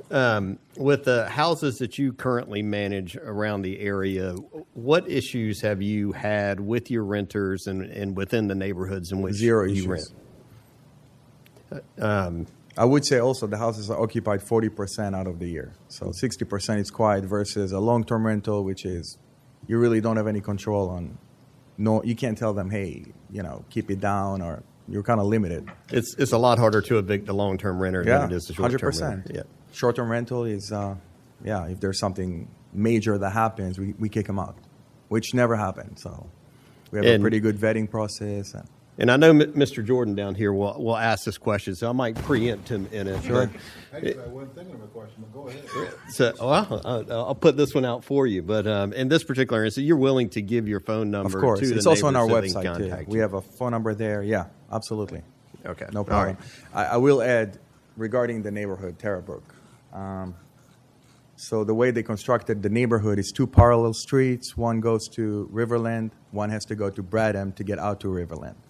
That's how the source of traffic on this street is this neighborhood. Because if you pass the neighborhood, the funnel to get to the neighborhood, which is pretty much at the beginning of Bradham, there is no traffic. It's all half an acre to 1 acre lots, some tear downs, very quiet street. So, and I've been driving there every single day in the last 3 months. Did you build the house? No. I just bought it when it was on the market already. Okay. Yeah. How long have you owned it? 3 months, I think, give or take, maybe. I don't have any other questions. Okay. Any more questions on my left? Yes, sir. I believe you answered this in the previous case, but I don't remember the answer to the question. You live in this area. West Ashley. My daughter lives in James Island. Right. And approximately how far from this particular property do you live? 25 minutes. 25 minutes. So your intention would be, there's any problems with this property, you would personally handle it and go to the 100%. property and deal with it. We're on Is that- 24/7, yeah. And to restate, well, I think you said you were willing to give your telephone number to all the neighbors in case Correct. there's something that. Absolutely, yeah. All right, thank you. Yes, sir. Hey, two questions. How many property, are you owner, manager of these properties, or you have Owner. another company that I'm manages? sole owner through an LLC, but I mean, I'm the only owner. And how many properties that have either short-term or extended stay rental that have been approved by this body? How many properties? 3 already got approved. That's the 4th one. And you bought this property with plans to make it a short-term rental. I mean, that's what you want to have. Okay, thank you very much. Anyone else? Yes, sir. I remember asking you this question, I guess in October of last year. I would ask the same one. Am I correct for this property? It's never been occupied. Is that correct? Never been occupied. And your plan is to, or what you would propose to do, is to have a short-term rental 144 days a Correct. year. And then the rest of the year it would remain. We don't like to do long-term. Sir? We don't like to do long-term, so So- it's going to stay unoccupied. I understand. Or you're saying that for the rest of the year it would be vacant. Correct. So any concern about traffic, I'm thinking of it in terms of safety. You may have less traffic if it's 144 Exactly. days a year versus 360. Is that 100%. Is that what I'm hearing you say? Yeah, way less traffic. We're only there 40% of the year. Okay.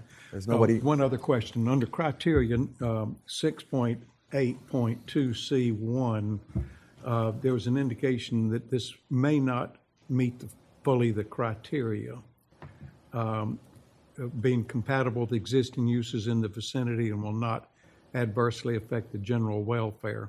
I asked the first part of it, but can you expand further? So we have a pretty big lot. You know, this is not like one of the neighborhoods that has 15 feet buffers. There's should be a really good noise mitigation. It's a transitional neighborhood. There's a tear down. There's a house that is not even, I don't even know how it's still up there, right across from me. I got a house across the street that has a rooster singing all day. There's a couple trailers. So it's like a good mix of, you know, I heard some comments about the street doesn't have a sidewalk. What street has a sidewalk in Charleston? I mean, we don't have sidewalks, you know. I mean, this is just good old Charleston street. I don't mean to cut you off, but with the in criteria 6.82C1, the indication is there aren't, and this is, maybe I didn't state my question very well, and if I didn't, I apologize, that there weren't any short-term rentals in the immediate vicinity, and that was the reason why the concern of the investigation reflected Right. that this may not meet the criteria. So That's we're- what I would ask you to address. We're eligible because it's the R4 zoning, which allows us to request. You know, I have, on Fleming Road, we have one that is kind of like the same situation, basically. It's like 3 minutes from there. Same kind of. Are there short-term rentals in the vicinity? I think Cole said in a mile from there, radius of a mile, there's 13. All right. Well, thank you very much. Yeah, you're welcome. Anybody else on my right? Mr. Jordan? I just want to applaud you because I've noticed every time you come before us, you've done your homework, you got the answer, you're prepared, and people don't realize, I don't think for the most part, how much we appreciate that. You're It welcome. helps our job quite well, and I appreciate you. I think you're a role model to other applicants. Thank you. Yeah, Mr. Nelson. So we may have set an unfortunate precedent for you with the previous case that was before us. In this instance, would you be willing to accept 100 days as well, just so we can keep it consistent with the previous case? The problem is 100 days just don't work. We already limited to 144. We pay 6% property tax versus everyone else who pay 4%. So it's triple the property tax. It's a fair point. What's your website? sunkissedstays.com. Sunkiss? Sunkissed. S-U-N? S-U-N. Yeah. K-I-S-S. Sunkissed-stays.com, yeah. Space. Yeah. Space. Stays, as in stays. yeah. Stays. Okay. But most S-T-A- of our bookings come directly from Airbnb and VRBO. Okay. So This is more Sun, for, like, S-U-N, information. K-I-S-S dash stays, S-T-A-Y-S.com. Correct. Okay.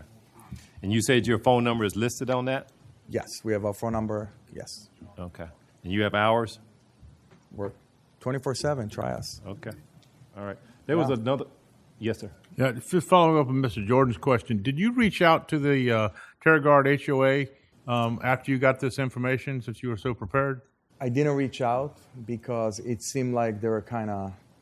But you didn't reach out or I talk didn't. to the HOA I president? don't think that, in my opinion, my location all the way down to the end of the street has any interference with their neighborhood. I was just asking if you reached out to them or the 40 homeowners. Okay, did not. thank you, Mr. Chair. Okay. Anybody else? Okay. Thank you for your time. Thank you. Do we have anyone else to speak in favor of this application? Do we have anyone to speak in favor? I know the room is getting shorter here now. Do we have anyone to speak in opposition? Mr. Grimes, you coming back up? Please state your name and address for the record, Mr. Grimes. Yes, Richard Grimes, 2097 Terrebrook Lane. Please tell us why we should deny this application, Mr. Grimes. Yes, well, first I'd like to say that one of the things that we've been underemphasized so far is the change in the character of our neighborhood. It's a residential R4 neighborhood. Yep. And having hotel-type experiences, we think would help, would change that. Now, again, this is not a request by a neighbor to host guests like the last person, host guests in their home. It's a request from a corporation to operate high-intensity lodging facility. This house, which was only constructed months ago, seems to have been, well, maybe it's not. He said it's not constructed as a commercial investment, and it is clear that it will not be owner-occupied. It's required to not be. Your staff, the BZA staff, research confirms there are currently 0 short-term rentals on Bradham Road. And because the owner will not be present, staff explicitly noted that, quote, may not fully meet compatibility standards. To us, that means an absentee owner cannot ensure peacefulness of the community required by the ordinance. Furthermore, a special exception for an extended home rental as opposed to limited removes the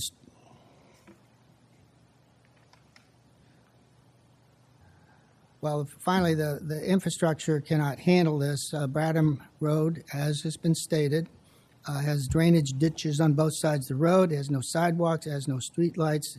And as an aside, why the county continues to neglect this older neighborhood is shameful, but another matter for another board, not for you. Introducing rotations up to 10 guests per, in this house increases the traffic on a road where children from both Terrebrook Lane and Bradham Road walk to and from Murray Lassane Montessori School is also an additional safety hazard. So we respectfully ask you to deny this application. Thank you. Okay. Thank you. Let me see if anyone has a question for you. Mr. Jordan? No. I thought of something else. Oh, I do have a question. Yes, sir. I believe that the gentleman said he had not reached out to your group. Correct. So how did your neighbors feel about that? About them not reaching out? I think I don't know what they feel about it. I don't know how I feel about it. I hadn't thought about it too much. We just saw a sign put up around December 12th, I think, and nobody paid much attention to it until we got the next week, and I started having neighbors talking to me and saying, what does this mean? And that's when I took a short course on what's going on, and we started looking at what this might mean for us. And I did want to say, while there's 40 votes, just because it was the holidays, I know we would have gotten at least 59. And then the other comment about this is that there are 3 homes, I believe this is true, on Terrabrook Lane that are in the county, and they all voted against this particular measure. How long have you been at your home? How long have you been at your home? In my home, 5 years. And how many new houses? Has there been new houses built since you got there? On Bradham Road, yes, and there's been one on Terrabrook Lane. There was one empty lot left from the developer 15 years ago, and then there's 3 or 4 new homes on Bradham Road to replace So vacant every time lots. they build one, that just brings more traffic in the area, right? Yeah, and we don't mind if a couple with their family comes. We don't, that Well, that's my increased key traffic point, is that logical. Why is it okay for more traffic for people who live there all the time as opposed to someone just going short term? What is the real difference in the traffic? Well, my in this particular case, if you have 10 guests, you probably have 5 cars. You add 5 cars to the neighborhood, and they can't park on the street. They have to park in the... But it might be 2 cars the next round. That would be great. I mean, it's unpredictable from my perspective or from our perspective. What we know is that this is just changing the character of the neighborhood to Yes, something sir. different than what we thought we moved into. And that's the other thing, safety and the kids walking back and forth to school, and there's transient people coming and going in these homes. That's of concern to us as well. The reason why I ask is because I try to be very fair because of the fact that there's a short-term rental in front of my house. And I didn't understand it, wasn't exactly sure about it, but I have to be truthful about it. Never had a complaint. So I try to listen to both sides fairly. That's why I was asking. Well, I'll respect with your experience. You know better than me, and if you decide, that it's probably that these are imagined problems, that would be your decision, and I would hope you would be right. Thank you. Anyone else? Yes, sir. Thank you, Mr. Chair. So the applicant made a interesting point that if this is denied, that he could, he's applied to have 144 days occupation of the residence by short-term residents. So the rest of the year is going to be sitting there vacant. So would the HOA, or I know you can't speak for the entire HOA, but would your knowledge of the people that were opposing this application because of the character change of the neighborhood, would you rather see the home sit there empty for half of the year, or better part of the half of the year, or would you rather, I know you're opposed to this application. I mean, you don't think it's better just to let it do it for 144 days and let it sit empty with the less traffic? Because, there's a pretty good argument that says the traffic is going to be very little for the other period of time from 144 days to 365 days. But do you think the changing of the character of the neighborhood for those 144 far exceeds what should be done here? Is that what you're trying to say? I'd say I'd love to see him sell it to a nice young couple who are raising children in a residential neighborhood.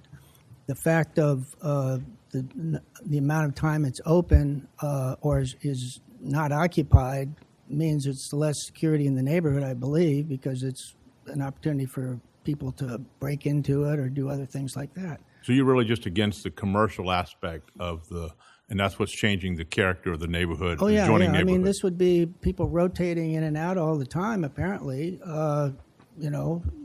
taking vacations and coming in. I don't know. Okay. All right. Thank you very much. Thank you, Mr. Chair. Anyone else on my right? Back on my left? Thank you so very much for your testimony. Thank you. Thank you, Mr. Grimes. Do we have anyone else to speak in opposition? Okay. Okay, come on. Yes, sir. I'll get to you next, sir, in the sweater. Please state your name and address for the record. Yeah, again, Steve Slocum, 2105 Bradham Road. Again, from the safety concerns of the traffic, and I know there was a question about no lights, no sidewalks, no nothing. it's another case for another time. Please let me know how I can address that, because it's brutal. It is really brutal, and especially with, as opposed to the last housing, up to 10 guests, up to 10 cars possibly, up to 5 additional cars. While they are not going to be there all the time, it's going to be people who do not know that road. I have to drive down that middle of the road whenever I'm driving in at night because it is tight. I don't want to hit another car if there is one parked on there on the road, which there hardly ever is. But we have neighbors across the street right now who had people over for the holidays, and there's still a car parked out in front of my driveway. I almost hit it every single day. But from the pedestrian traffic, yes, that is a major concern. Noise complaints for a 10-person house with the proximity to downtown, proximity to the beaches. As a 35-year-old male, I can only assume what's going to go in there for some cases. But, along with that, I think we pointed it out earlier, and something that, I took major offense to was the street has tear downs on it. Those are our neighbors. Those are our friends. Those are people who actually live in our community and give back to our community, and calling them tear down houses for people who have lived there for 60 plus years. I take major offense to that. And that's, I know that's not part of the reason or facts or figures here, but this is our neighborhood. This is our community. And I don't want people coming in and out of it, making it different from what it is today. Okay. Thank you so very much for your testimony. Let me start on this side. Do we have any questions? That side? Yes, sir. I just want to ask the same question that I asked the other gentleman from that neighborhood. I mean, the argument there that the applicant is making is that it's only 144 days versus 365 days, and you're in opposition to it being a commercial entity, and that's what's your major opposition besides traffic seems to be that it's changing the culture of the neighborhood, and that's what you're really opposed to, correct? Culture of the neighborhood, but again, to a safety issue, knowledge of the street, I think that also has a major play into it. The end of the road is zoned for a county park at some point or another. There is going to be, potential for more traffic there as well, but there's still no sidewalk. There's still no way that people can get to and from it safely. And again, I think this is another argument for another time for a different board, but I really want that neighborhood to stay what the neighborhood is today. Thank you, Mr. Chair. Mr. Truslow, you had a question? Well, I was just thinking, I would like to ask a question, and I want to thank you again for your presentation. As you know, I live on the Isle of Palms. We have seen our neighborhood our community go from a community neighborhood where you knew all your neighbors to now it's a rental community. More than half the people on our street are renters.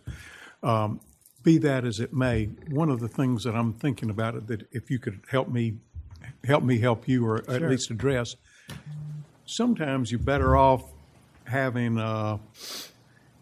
short-term rentals because they come and go rather than having a bad neighbor 365 days a year, if you know what I mean. We've had great ones, but some of my neighbors haven't. Of course, you get some bad renters and then they're gone. Very, very few because it's pretty expensive, but we get some. How would you address this for, having, you might get somebody you don't know, but they're going to be vetted for criminal purposes through VRBO, but having a bad neighbor, 365 versus maybe one a year. Fortunately, on my street, we haven't had any bad ones, but how would you address that?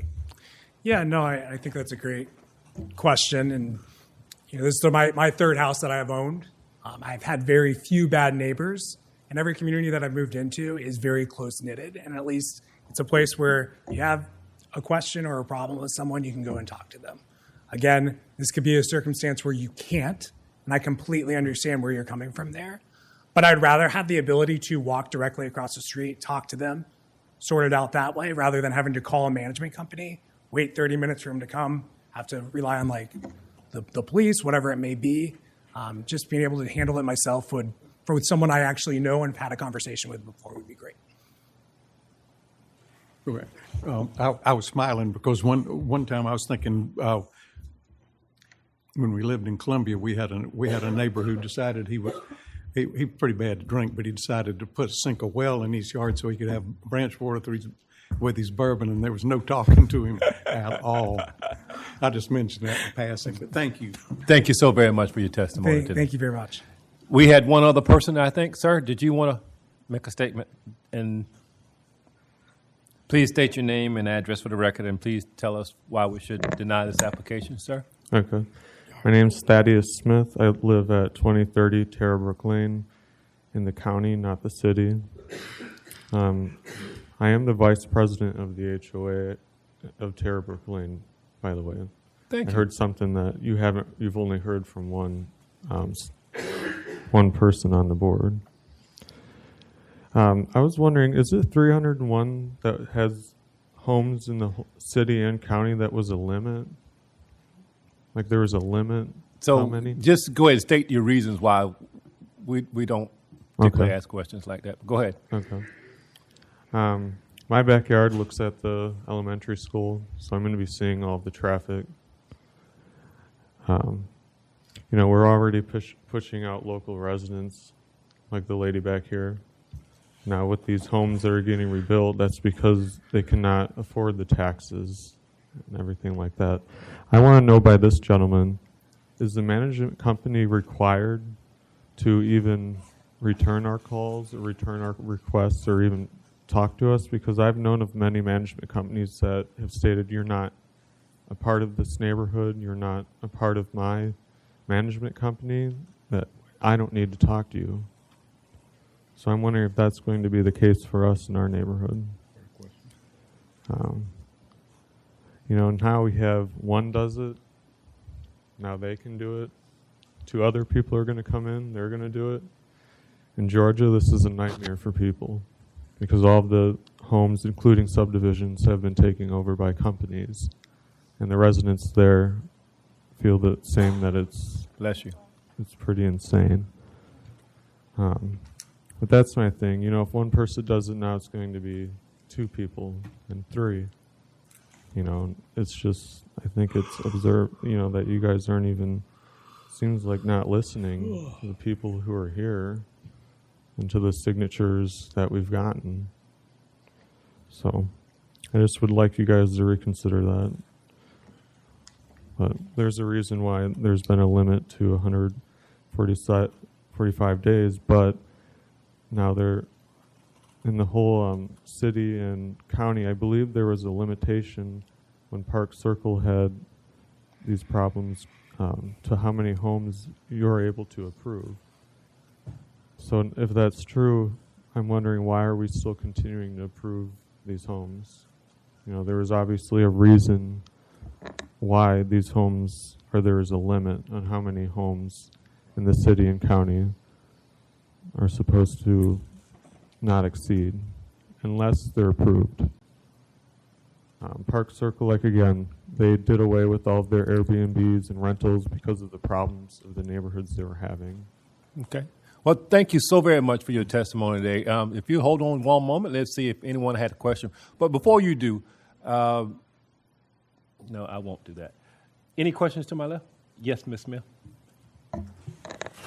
So I'm from Park Circle, and they have not outright banned Airbnbs, but they do have a hard cap, and no new Airbnbs are allowed. But my question to you is, why do you think that they, can you articulate why do you think they put that cap in place and the negative effect that it had on the neighborhoods? Why it's negative, it was a positive outcome of why they put a cap. And it was for reasons of the neighborhoods deteriorating, nobody taking care of the homes because they're gone on vacation or they don't live at the actual house. I've been in Airbnbs and I'm in Park Circle and I see how awful it is in these neighborhoods.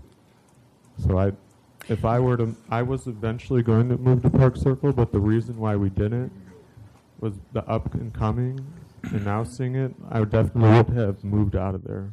And now we moved into a home where there are no Airbnbs within the neighborhood or my road. And it's going to turn into the same thing, I believe, as Park Circle. Did that answer your question, Ms. Smith? Yeah. Yeah. Thanks. Yes, sir. Thank you. Mr. Jordan. I've got a question for you. Did you say you were vice chair of your neighborhood association? That's correct.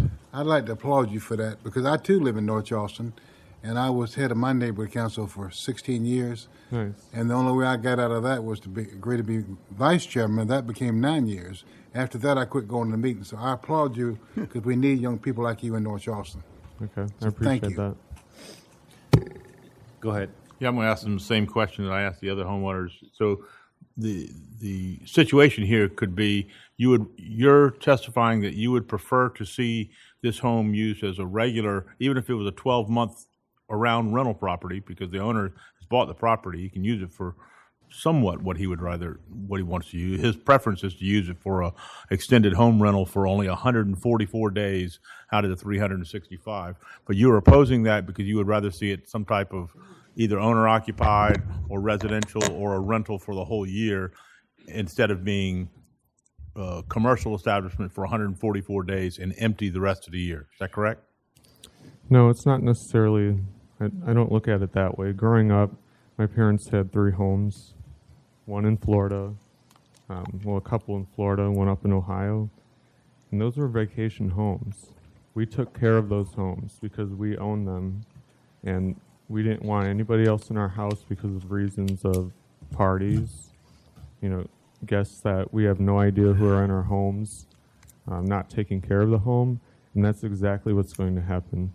With someone who owns a home and takes pride in ownership, they take more care of it than when they live outside of the state or they're on vacation all the time. All right, well, hold on, I'm going to stop you because you're going on a subject. Maybe I didn't frame my question right. The choice is here is the application is for him to occupy, he didn't have to occupy it, for the home to be used as an extended rental for only 144 days. And then the rest of the time it would be vacant. So you're opposed to that so that he can use it another way, and most likely he would end up renting it out for the whole year as a regular rental, month to month, not a month to month rental, but a college student or a nurse or a family would rent it for the whole year and be residents of your community. They just would be renters instead of owners, right?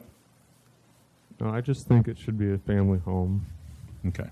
As a single resident, if he chose not to be there for that long amount of time, then, I'm sure, Airbnbs didn't exist.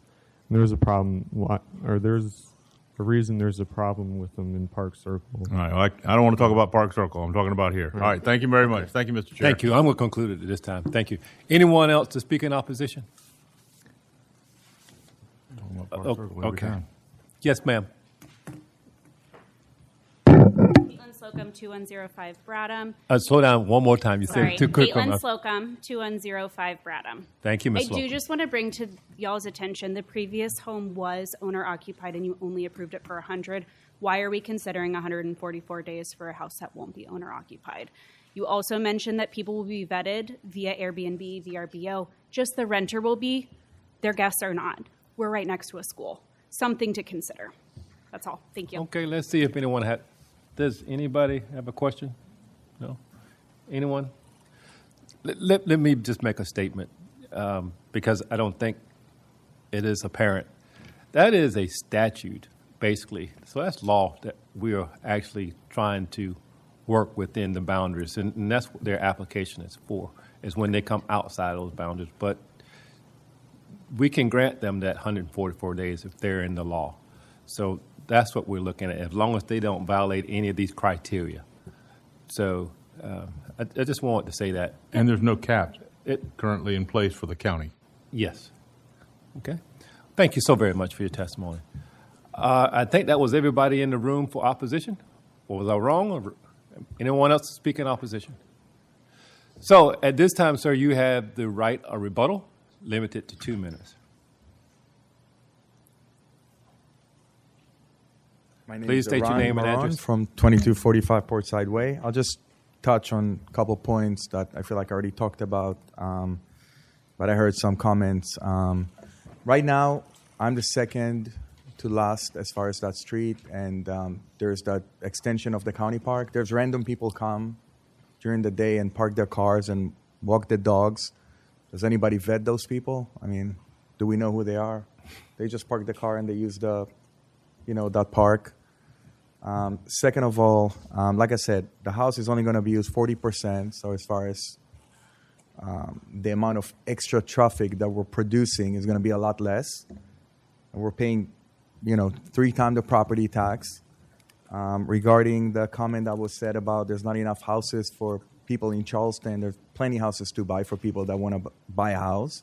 There's also people that don't have the money to buy a house and they need to rent from someone. And there's already also the people that want to come to Charleston and they need a house for Airbnb because they can't book a hotel for, 8 people. So I feel like there's a house for every need. And that's pretty much it. If you guys have any questions, I'll be happy to answer. Mr. Jordan? And what about you reaching out to the residents? We discussed that before. Can you, will you? As far as? Well, you see some of them are here, and the head of the association is here. So I would hope, as I asked the other gentleman, you would, reach out to them and talk to them and hear their concerns. Absolutely. Of course. I'm here. We have our phone number. I'm happy for a discussion. There's no problem. Okay. I'm in a hospitality business. I noticed the other guy, when he walked out, the head of the homeowner association went out there. I don't know if they talked or not. It's not in my business. But my point is, how about talk to them before you leave? Sure. We're in hospitality, so Thank you. We're willing and dealing, Thank you. Anyone else on my left? Yes, sir. For the months that you're not renting it out as a short-term rental, will you be renting it out for a monthly rental? No, we don't like monthly. Okay. We don't have control on what's going on. People kind of hover in the house for a long time, more damage, more. We like when they come and we like when they leave. Short and sweet. You like when they pay, though, more than anything. They pay before they come. Thank you. Yes, sir. Yeah, we heard some concerns expressed about the maintenance of the home, the landscaping and so forth. Can you talk a little bit about That's a great how you question. would plan to maintain the exterior of the home, especially when it's vacant? Yes. Can you speak to that, please? So being an Airbnb, you have to be at the top of your performance because when people come, if something is off, they're going to complain and they ask for money back and things like that. So we have a landscaper comes twice a week, year round. Pressure wash a couple times a year. Houses always look good. All my houses. I got 30 houses. They all look great year round. Because, again, this is a product we sell. If it's not going to look good, people are going to complain. So that goes without any saying. Thank you. 30. He said 30 houses in the Low Country? Horry County, most of them, yeah. How many bedrooms is that total, approximately? 3-bedroom houses? 90 I got houses? 8, 7, 6, 5. Over 100 bedrooms. Oh, yeah. You're a Marriott. Paid over $300,000 property tax this Thank year. you, Mr. Chair. Anyone else has questions? Back on this side? Thank you so very much for your testimony. Okay, this case is closed to the public. Ooh, boy, I need a break. And do we have any questions of staff? Any questions, staff? Any general discussion? So, Ms. Smith, you going to make a motion? No, I have general discussion. Oh, okay. I'm sorry. I don't went too see fast. I don't see much difference between this case and the last case as far as location. So, I don't know about doing the full 144 days, especially since it's not owner occupied. It's just a pure business, and we've got a lot of members of the community that have come out and expressed opposition to the case, and they're saying that it's going to affect their quality of life and the character of their neighborhood. So, I'm not sure about approving this one. Any more discussion on that side?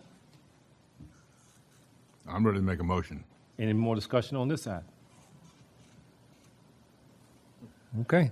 So I need a motion to either approve or deny this particular case. And you said you're ready to make a motion. Yep. All right. Let's hear what you got today. Mr. Chair, case BZA 112500919, 2128 Bradham Road. I move that we make a motion for denial of this application. I feel it is not compatible and does not meet the special exception criteria. Number one, it is not compatible with the existing uses of the vicinity and will greatly adversely affect the general welfare and the character of the community. The gentleman, we have had much testimony. The gentleman in the application just testified that he has 30 homes in the area. I don't know how many are in this area, but he's obviously in the business, and this is a business entity. This is a Marriott Junior satellite going into this neighborhood, and you're going to change the character of this nature. I am 1 vote of 9, but that's how I feel. So I don't know if the motion will get a second, but I'd like to put it out there. So you base it off a criteria of what? 1. Incompatible. Okay. Do I have a second? Okay.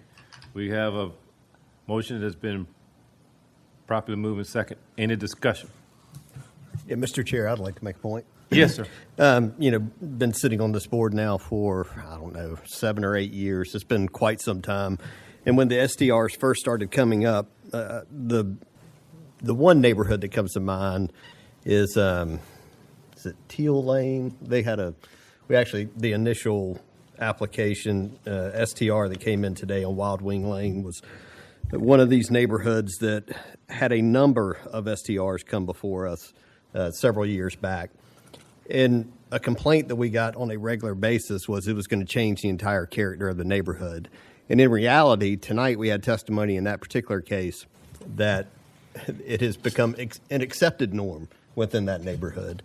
I do believe a lot of the fears that are expressed for STRs are a bit unfounded. Now, I will admit I'm an avid Airbnb user, and I will rent Airbnbs around the country, and I enjoy going to Airbnbs in different neighborhoods and meeting a lot of different people. So my opinion is a little bit flavored. But I think that a lot of the concerns that are expressed are speculative in nature. Now, that being said, I do believe county council has more of a duty for establishing a limit to short-term rentals than we do on this board, because we have to hear each case on its own merit. So that being said, I would probably land in support of this particular application, just because I believe the fears are a little bit unfounded. But that's my point.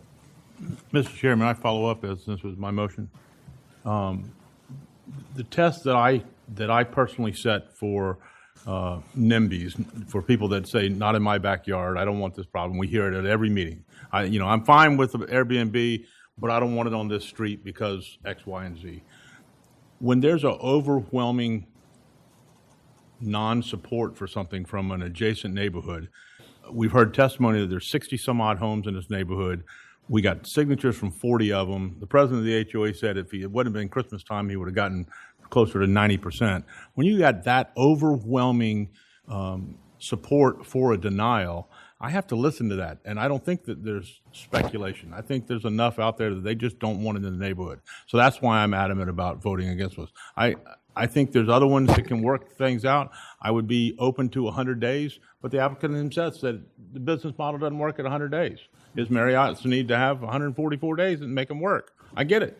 Totally makes sense. It's obviously a very good and profitable business model for him, and I think he's buying up homes in areas that need to be built up and made nice, so I applaud him for it. I just think in this case, with this neighborhood so close, the way the traffic is and the streets are, I think it's a no, and that's why I made the motion. And if it goes, it goes. Right.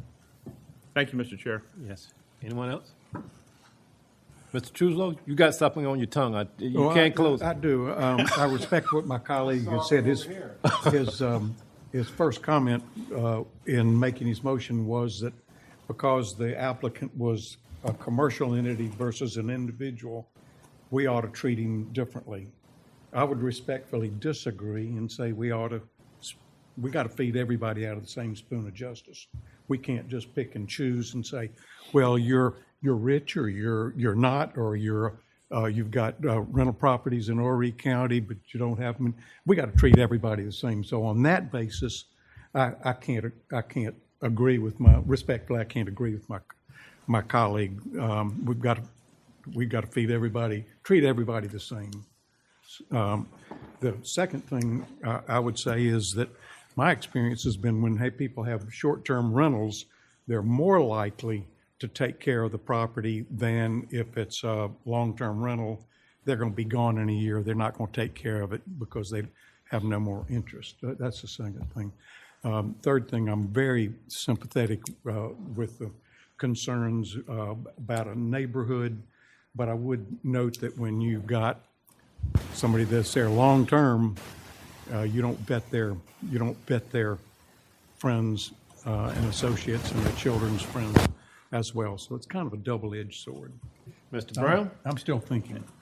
Just in response to that, I understand what you're trying to say about make it equal justice, but in this case, not only does the ordinance say there's a difference between an owner-occupied home versus not, in this case, that's what this is. An owner-occupied home, somebody has more, I won't say skin in the game, but they live in that neighborhood when they are home. Granted, he might be traveling, the first homeowner, but it is his neighborhood, and it's his house in that neighborhood, and he lives there. But this is a different situation.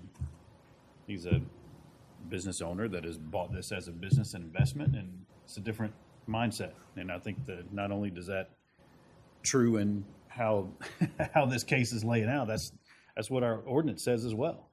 There is a difference. So he couldn't come and get 72 days on his own because he doesn't live there. So there's a difference. All right, Mr. Jordan, I see you got your hand back up. That's good. Go ahead. Go ahead. Well, I'm not a lawyer. I certainly don't pretend to be one, but I'm just sitting over here being torn about something. I thought I heard some other applicant earlier say they were LLC. So whether it be somebody owns 30 places or somebody owns one and they're LLC, well, LLC, I believe, is like a corporation, is it not? So it seems like to me you're really straggling the line there of what's a corporation, what's individual. If it's an individual person only has one place or two places. I think you could argue that both ways. I have to chime in on this if you don't mind. There's a difference between being in a county and having a property that has an HOA. You know, that's why you buy a house in an HOA neighborhood, because there are covenants and there are ordinances that you have to live within. In the county, there are less restrictions most time. And so when you have a property that has less restrictions, it gives you more latitude to do things, from my belief. And we're dealing with a piece of property that is in the county that has less restriction, that abuts a resident in a neighborhood that has restrictions. And I think we have to look at it in that point of view as well. Let's not forget that. And to answer the question about LLC, I have several. and sometimes as an individual, you put things in the LLC to give you a certain limited amount of protection. And so that's why you would see a lot of that, Mr. Jordan. And as far as, you know, the business, this person could live in this house for 14 days and call it a resident. They could live there. It'd be owner-occupied to some extent. And so we really have to kind of watch how I like the word that you use, Mr. Truslow, how we extend that spoon, regardless of how long it is, to everyone equally.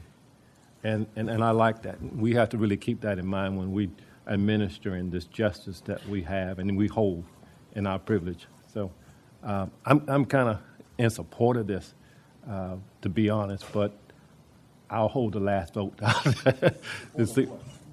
This application, no, not the motion, not to deny it. I'm in support of the application because I don't see how it's going to affect the neighborhood that it's in. The neighborhood that's opposing it is the HOA that's outside, but they are neighbors, is my belief. And that is a vicinity too. But yet, I look at that little line. The county draws line, the city draws line too. So that's my thing. There's nobody here from the county that lives outside the county, that lives in that county. That's objecting. We had one. Okay, we had one. Okay, he's in the county, but he elected it. Okay, but that's just my thoughts. Any other thoughts, comments? I appreciate them all. So, say again? Yep, so we had did I ask? Who seconded? Yes. Ms. Smith. Ms. Smith. Okay. So we finished with the discussion. So we're going to call the vote. All those in favor to deny this case at this time, No, go ahead. I was confused, but I think I got it. All those in favor to deny this case, support the motion, please raise your right hand and say aye. Aye. There's two. Those opposed, please raise your hand. All right, so that fails. Passes. But the motion fails. My motion failed. Your motion failed. Somebody else is going to make it. So we need a motion to, I guess on this side, to approve. Who would like to make that motion? Or approve with conditions. Approve with conditions, however. Would we have anybody that'd like to do that? You can do it or I'll do it. No, I'll do it. Okay. I make a motion that we approve this application for an extended home rental. This is case number BZA 112500919. I find that it meets all the conditions set forth in approval, for approval. I believe that there are concerns raised with regard to compatibility. But I think in my experience on this board, we've had many issues with short-term rentals. A lot have been with people renting just renting out a room, or they have just one property that they rent. And in this case, we have a person with experience in maintaining properties, who has many properties that are in this kind of community and understands the value of ensuring that the product he has will maintain his rating on VRBO or Airbnb, and has stated that he will provide his information to neighbors to report any things that are inappropriate that happens at the property, as well as maintain the property to the standards of the neighborhood. Adequate provision has been made to protect the adjacent properties. We've talked about. Has put together a fence and has landscape contractors to ensure that the property maintains its appearance and that it complies with all the applicant rules, regulations, and laws according to the ordinance. And my motion is with the provision that the conditions set forth by staff will be adhered to. All four criteria. I'm sorry. All four criteria? All four criteria. Thank you. Do I have a second? Second. Okay. I just heard this when I saw you. I heard this. Okay. Let's have a question. Go ahead. What's your question? Would the motion would you consider including the motion to limit it to 100 days instead of 144? No, my motion is for 144. Thank you. You had a question? No, it was okay. 144 days. It wasn't, the motion was made, I don't think. I just think if we're going to, I just don't understand. There's so many similarities. I'm not saying these are two exact same cases, but they're so very similar that it is difficult to support. That's what swayed mine, was limiting to 100 days before, and to now say something that is so similar. Granted, it's a business. I think that's a negative, but I would support a limit on the number of days. So I can't support this at 144 right now. So every application is different, and we have to look at it differently. So Agreed. I respect that. Yes, sir. I respect what you're saying. Yes, sir. So this is the same neighborhood. It's Same similar, street. but Same different. street. Yeah. Yeah. Okay. So, did anyone else have a comment they'd like to make? Okay. So we have a motion, and we have a second. All those in favor, please indicate by saying aye and raising your right hand. Aye. That's terrible. All those opposed? 2, 3. So it carries. All right. So Once again, congratulations, sir. Your application has been approved. Within 10 days, you'll be getting information from our staff, letting you know the next steps in the process. Thank you. At this time, we're going to take a 5-minute break. Or do y'all need 10? 5 is fine, and we will reconvene in 5 minutes. We have these. I can't speak for everybody else.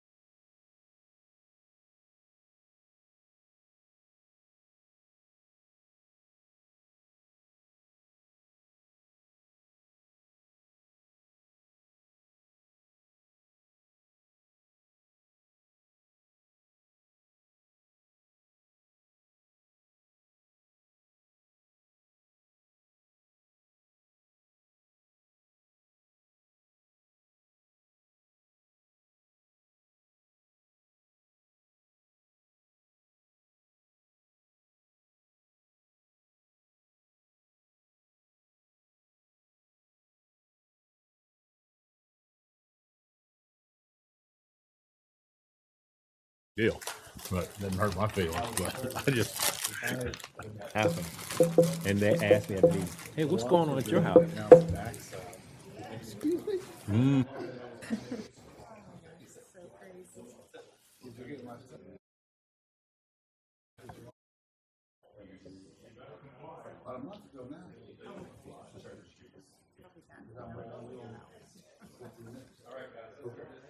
Started.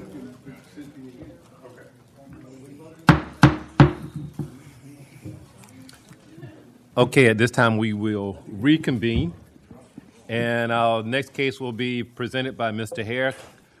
He's doing case BZA 11-25-00920. Mr. Hare. Yep. The applicant and property owner, Thomas Kozlik, requests a special exception to establish a short-term rental property extended home rental at 2125 St. Luke's Drive, TMS number 343-0100122 on James Island in Charleston County. The subject property and adjacent properties are located within the low-density residential R4 zoning district. According to Charleston County records, the subject property contains a single-family residence constructed in 1942. In addition, the residence includes a one-bedroom accessory dwelling unit located above a two-car garage, which was constructed in October of 2025 and is attached to the main home via a covered breezeway. The applicant proposes to utilize the one-bedroom ADU for the EHR use, accommodating a maximum of 3 guests. The site provides 5 on-site parking spaces in compliance with the Charleston County Zoning and Land Development Regulations Ordinance, ZELDAR.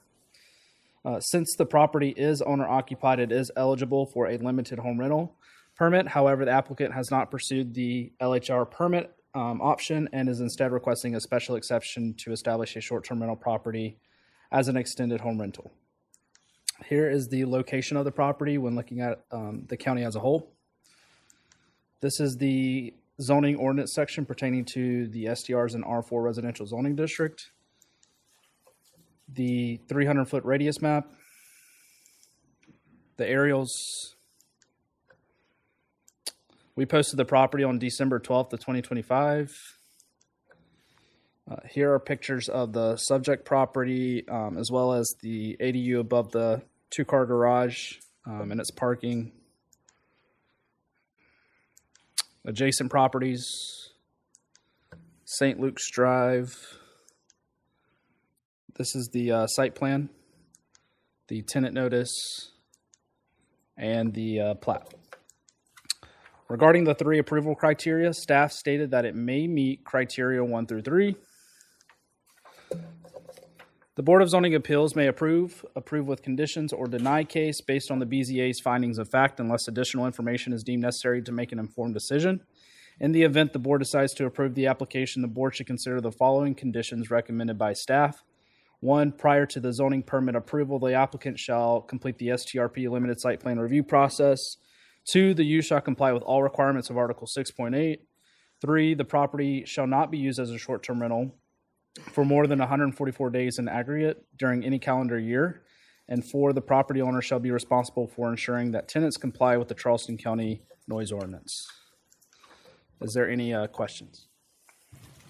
Does anyone have questions for staff? No. Thank you, Mr. Hare. The applicant, please come forward. Please state your name and address for the record, and please tell us why we should approve your application, sir. My name is Tom Kozlik, and I live at 2125 St. Luke's Drive. You can just pick the mic up a little bit. There you go. You're tall. It's Tom Kozlik, and I live at 2125 St. Luke's Drive. Thank you, Mr. Kozlik. So I'm requesting that you guys approve this. Riverland Terrace is about, there's 800 homes in the neighborhood. We've been proud members of the community since 2009. The way the ADU was constructed was for privacy, and we put a lot of thought and care into how it was designed, where we put windows and the entrance. It's all very private and fenced in, landscape buffer, but it's not going to adversely affect the community whatsoever, and it's within the guidelines and covenants of the neighborhood. So based on that, I would appreciate the approval. How long have you lived here, sir? In Charleston? No, in this residence. This one, 2022. Okay. Let's see if we have any questions. Any on my left? Any on my right? Questions? Yes, sir. Did you construct this to do an Airbnb or a mother-in-law suite, or what was the plan here, and how long ago did you build it? So we got our CO in October of 25. So we started in 24. The main purpose of it was for family. My daughter, she's at college. She'll be graduating soon. But, visitors, people in town. And then that's the main purpose of it. But okay, we're just trying to recoup some of our construction costs. And you're living there in the main house? Yes, sir. Okay. Are you going to have anybody manage this property, or how are you going to handle that? We would list it through Airbnb or VRBO, but we would screen tenants too. We're there full time, and we don't want Airbnb and VRBO are just the listing to get the revenue. Who's going to manage it? Are you going to hire another group, or are you going to be there, or is this going to be your daughter's first job after college? I would manage it. We would do it in house. Yeah. Okay. Thank you very much, Mr. Chair. Thank you. Any more questions? Thank you for your testimony. Thank you. You're welcome. You may have a seat. Yes. Do we have anyone else to speak in favor of this application? Is there anyone else? Okay. I just can't see him. Do we have anyone else to speak in favor of this application? Do we have anyone else to speak? Well, do we have anyone to speak in opposition? Do we have anyone to speak in opposition? Okay, this case is closed to the public. I'm prepared to make a motion, Mr. Chairman.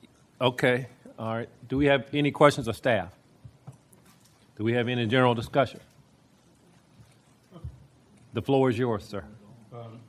Mr. Chair, in this case, ending in 920, I'm prepared to make a motion to approve the request. If there's ever been a case that called for approval, this is it. Checked off all the boxes, very succinctly stated, didn't waste a bit of time, nailed it.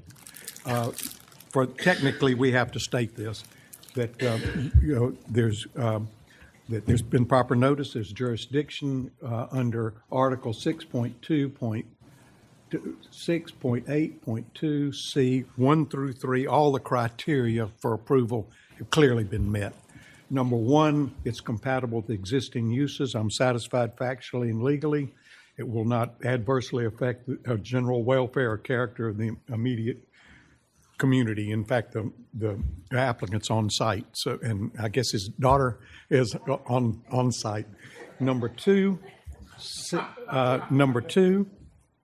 you're not his daughter? All right. Well, congratulations, sir.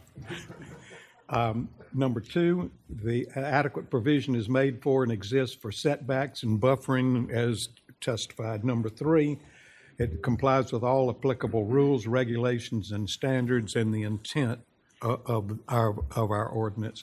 I make this motion subject to the 4 criteria that have been recommended by staff, and that's my motion. Did I talk too fast? I hope not. Second. You did great. Okay. Do we have any discussion?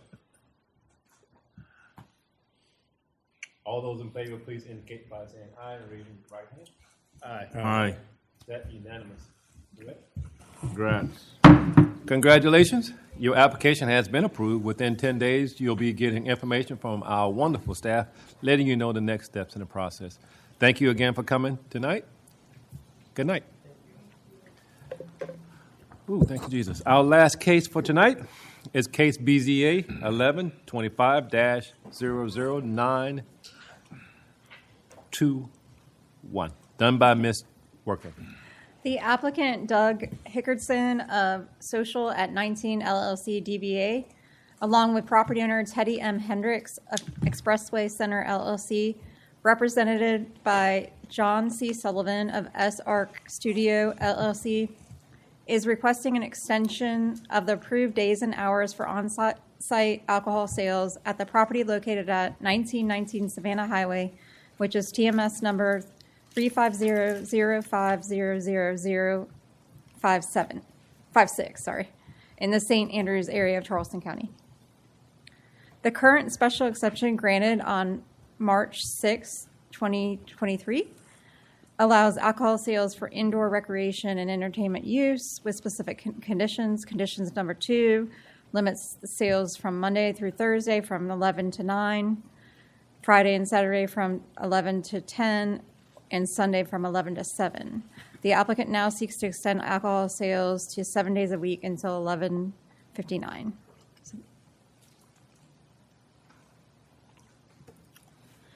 The 1.39-acre property is located within the DuPont-Wapu Area Overlay Community Commercial Zoning District, with adjacent properties to the north, east, and west also zoned community commercial in the overlay. Adjacent properties to the east and south fall under the jurisdiction of the City of Charleston. Notably, the properties south of Dunbar Street include multifamily residential uses and the West Ashley Greenway. It's the location map of the property, the ordinance requirements, the overlay map, the 500-foot radius map, 500 radius for alcohol sales. Aerial. We posted the property on December 12th, 2025. Savannah Highway, Dunbar. A couple of photos provided by the applicant. Site plan, floor plan, and plat. Regarding the approval criteria, we stated that it meets 1, 3, 4, and 5, and it may meet 2 and 6. The board may approve conditions, or deny the request based on the BZA's finding of fact, unless additional information is deemed necessary to make an informed decision. In the event the board decides to approve the application, the board should consider the following conditions recommended by staff. 1, the applicant shall meet all requirements of the state of South Carolina for alcoholic beverage sales and must provide proof of state approval to zoning and planning staff prior to zoning permit approval to establish the business.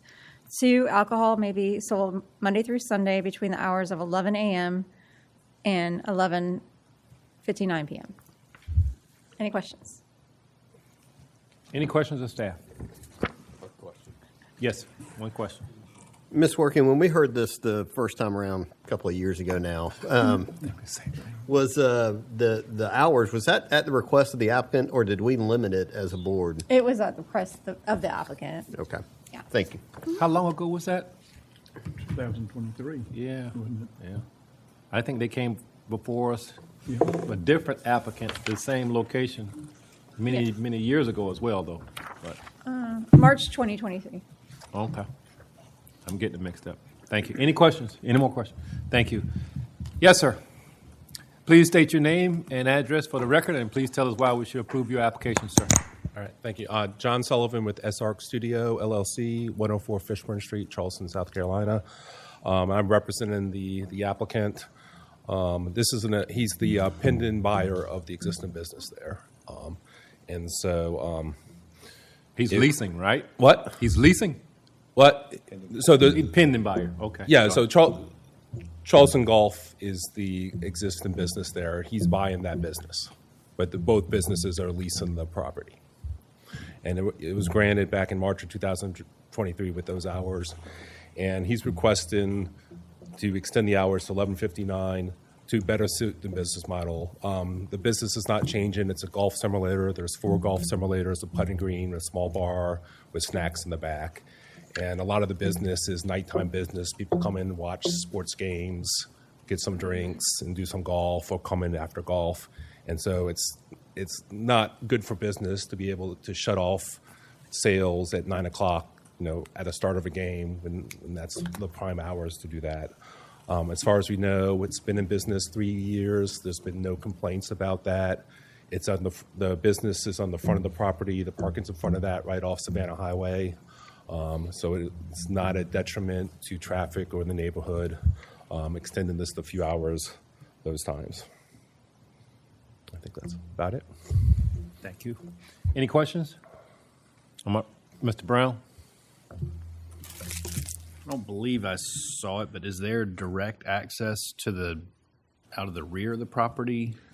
So in the rear of the property, there's a bunch of parking, and that is leased to a commercial warehouse next door. There's but I think they can get out that way, but the parking for this business is in front of the business itself. Okay.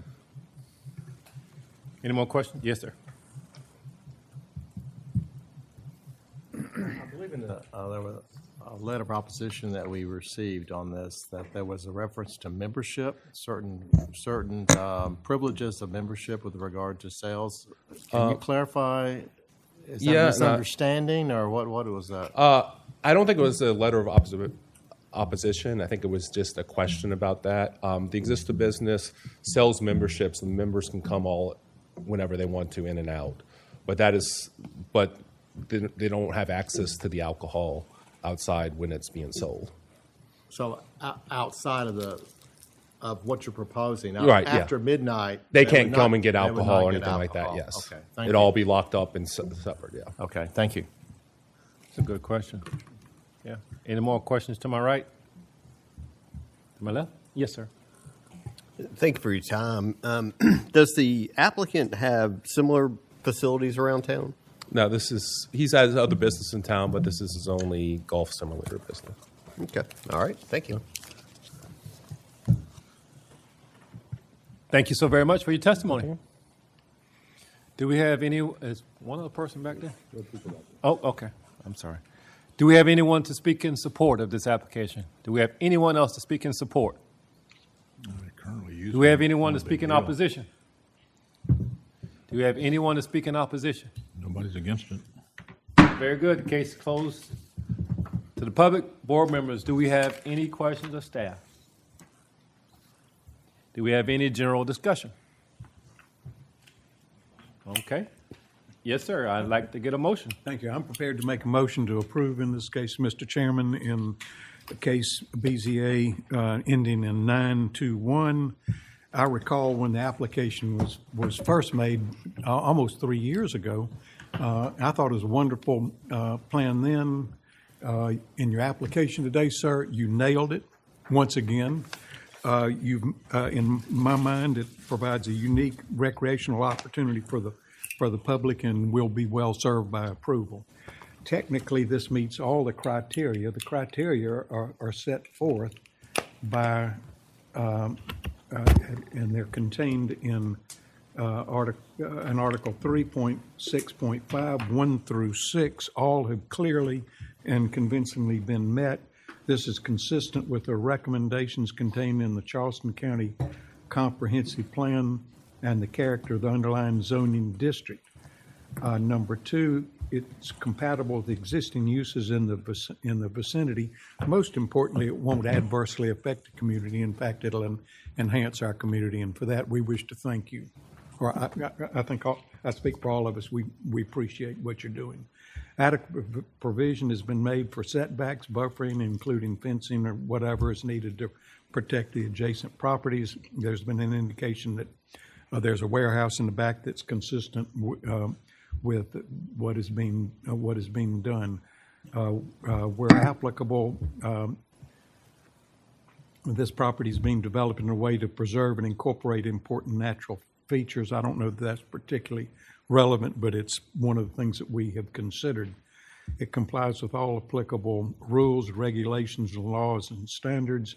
Number 6, vehicular traffic. Very good question was made by my colleague. Vehicular traffic and pedestrian movement clearly on the adjacent road will not be hindered. People won't be endangered. So that's my motion, subject to the recommendations of staff, and that's my motion. There are two conditions recommended by staff, and I would incorporate that in my motion. Okay, do I have a second? Okay, thank you, Mr. Brown. Any deliberation? Very good. All those in favor, please indicate by saying aye and raising your right hand. Aye. Aye. It looks unanimous. Sir, your application has been approved. Within 10 days, our staff will give you some great information about moving forward in the process. Thank you and good night, sir.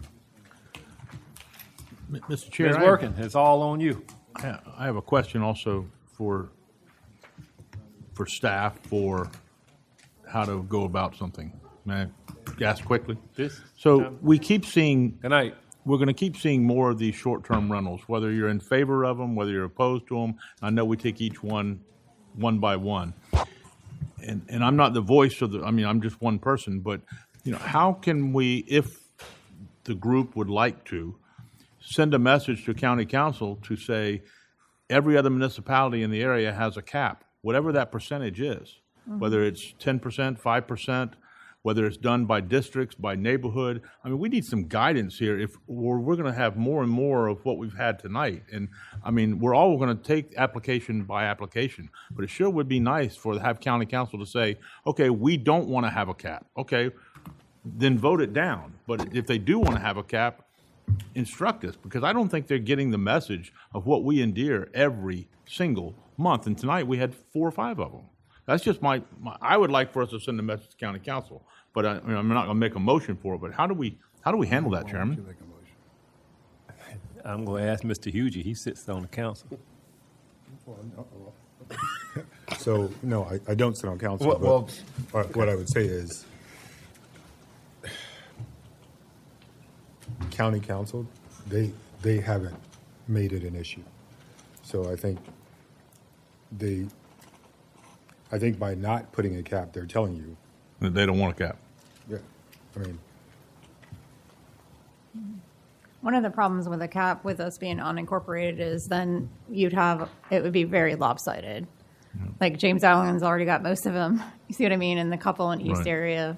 That's what I was saying. Maybe they It'd could be do, so lopsided. Maybe they could do districts, or maybe they need a presentation of how many short-term rentals and extended rentals are out there. I mean, I don't sit on county council, so it's not my vote. But I think they're missing the amount of information that we see and the predicaments that they put in front of us each time. But I mean, I'll talk to my local county councilman, and that's fine.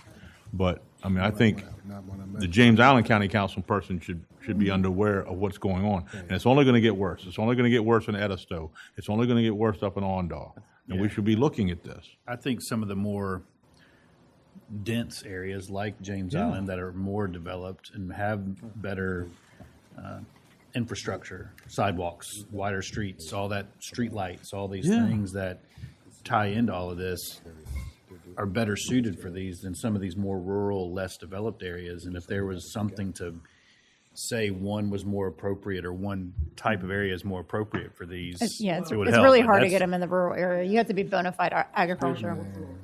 Well, sure, but I mean more like this less dense neighbors. Your properties are an acre, half acre, and it's a little bit different character, like this neighborhood that we were dealing with tonight. If there's it would be nice if there was some more guidance in the zoning that instead of just blanketed. Maybe our chair and residential vice areas. chair can make a presentation with staff to the county council. Y'all should put something together for us. I like that. I'll make a motion. Council member that was on this board for a long time that saw a lot of these cases, and he still has not elected to make it an issue. I've had some I've had some conversations with him as well, and I mean it's outside of the individual application that we hear here. It's not a huge deal in the county. Now there's some valid concerns about property values rising faster than the average homeowner can buy, partially due to some STR like that guy. issues. I mean that is a valid concern, and it would be nice for county council to address it. We have to hear each case as it comes. Right. And the Riverland Terrace one is another good example. I wish we would have thought of that instead of Riverfront. But Riverland Terrace, we used to get bukus of people coming out against it. And now either they're beat down and they're just like, whatever, we're giving up, they're going to pass it anyway, or the issues just aren't as big as people make them out to be, other than the property values increasing because of the investment aspect. I didn't mean to take up time. It hits us long-term time. Mr. Jordan, you got it. Yes, I'd like to say that I applaud you for bringing it up because I was going to bring that up months ago but didn't know how. And I just heard what was said about its county council and all that. But I think we owe it not only to this board, present and future members, but also to the applicants out there in the world and also the neighborhoods. If we can't make them do anything, which I'm not even suggesting that, why can't we at least draft something as a board, which is a discussion of our experiences, our concerns, and what we suggest to recommend. Now, that wouldn't hurt nothing, would it? Maybe in a time in the future, this board will ask staff to put together something that says. I mean, you brought the subject up. Why don't we agree to I don't think we're going to agree. something? I don't think we're going to agree on it tonight as the last item. Are you volunteering to draft something? At 7 o'clock. To spearhead it, but I'm not a lawyer. Oh, yeah, and I was going to let you know, too, that we did find out the Edgewater case, the duplex, your decision was actually overturned. So. Don't you think we should? Yeah, overturned, yeah. So we're going to review the judge's order with legal on Friday. What's wrong with expressing our experiences? And what we've Ryan seen with the Rabbit. board? I missed the conversation. What was that one again? No one can Going to remember. send something to county council and tell them some of these Edgewater things Park. need to be upgraded or changed. Why don't just call Jenny? That was the one with the zoning When it carries more weight business as a license board, or something? to the county, present it to the county. I'm pretty tied to Jenny. I can't remember. I can't remember. Yeah, it had two I curb forgot cuts. now, who appointed It was you? a duplex. Yeah. Yeah. So Great. anyways, I've never really met. no, that was I'd like a to couple get months to know ago. you. Since I live in August. North Charleston. August. I don't remember it. I mean, I remember August it, but I don't 4th. remember the. Yeah. It was August That's your 4th. husband. That's your husband. I think it was August 4th, and it was property on I don't know. Edgewater Park. So you Y'all hear what's coming back next He's month? gonna call me and everything else. This is a big deal coming back next month. What Yeah. she's talking Hey, about. Oh, it's not Hey, coming back. Y'all listen. They decided that your decision was wrong, which I've never seen that before. They overruled the BZA. They overruled. Correct. Circuit Court did? Yes. We're not gonna do nothing, obviously.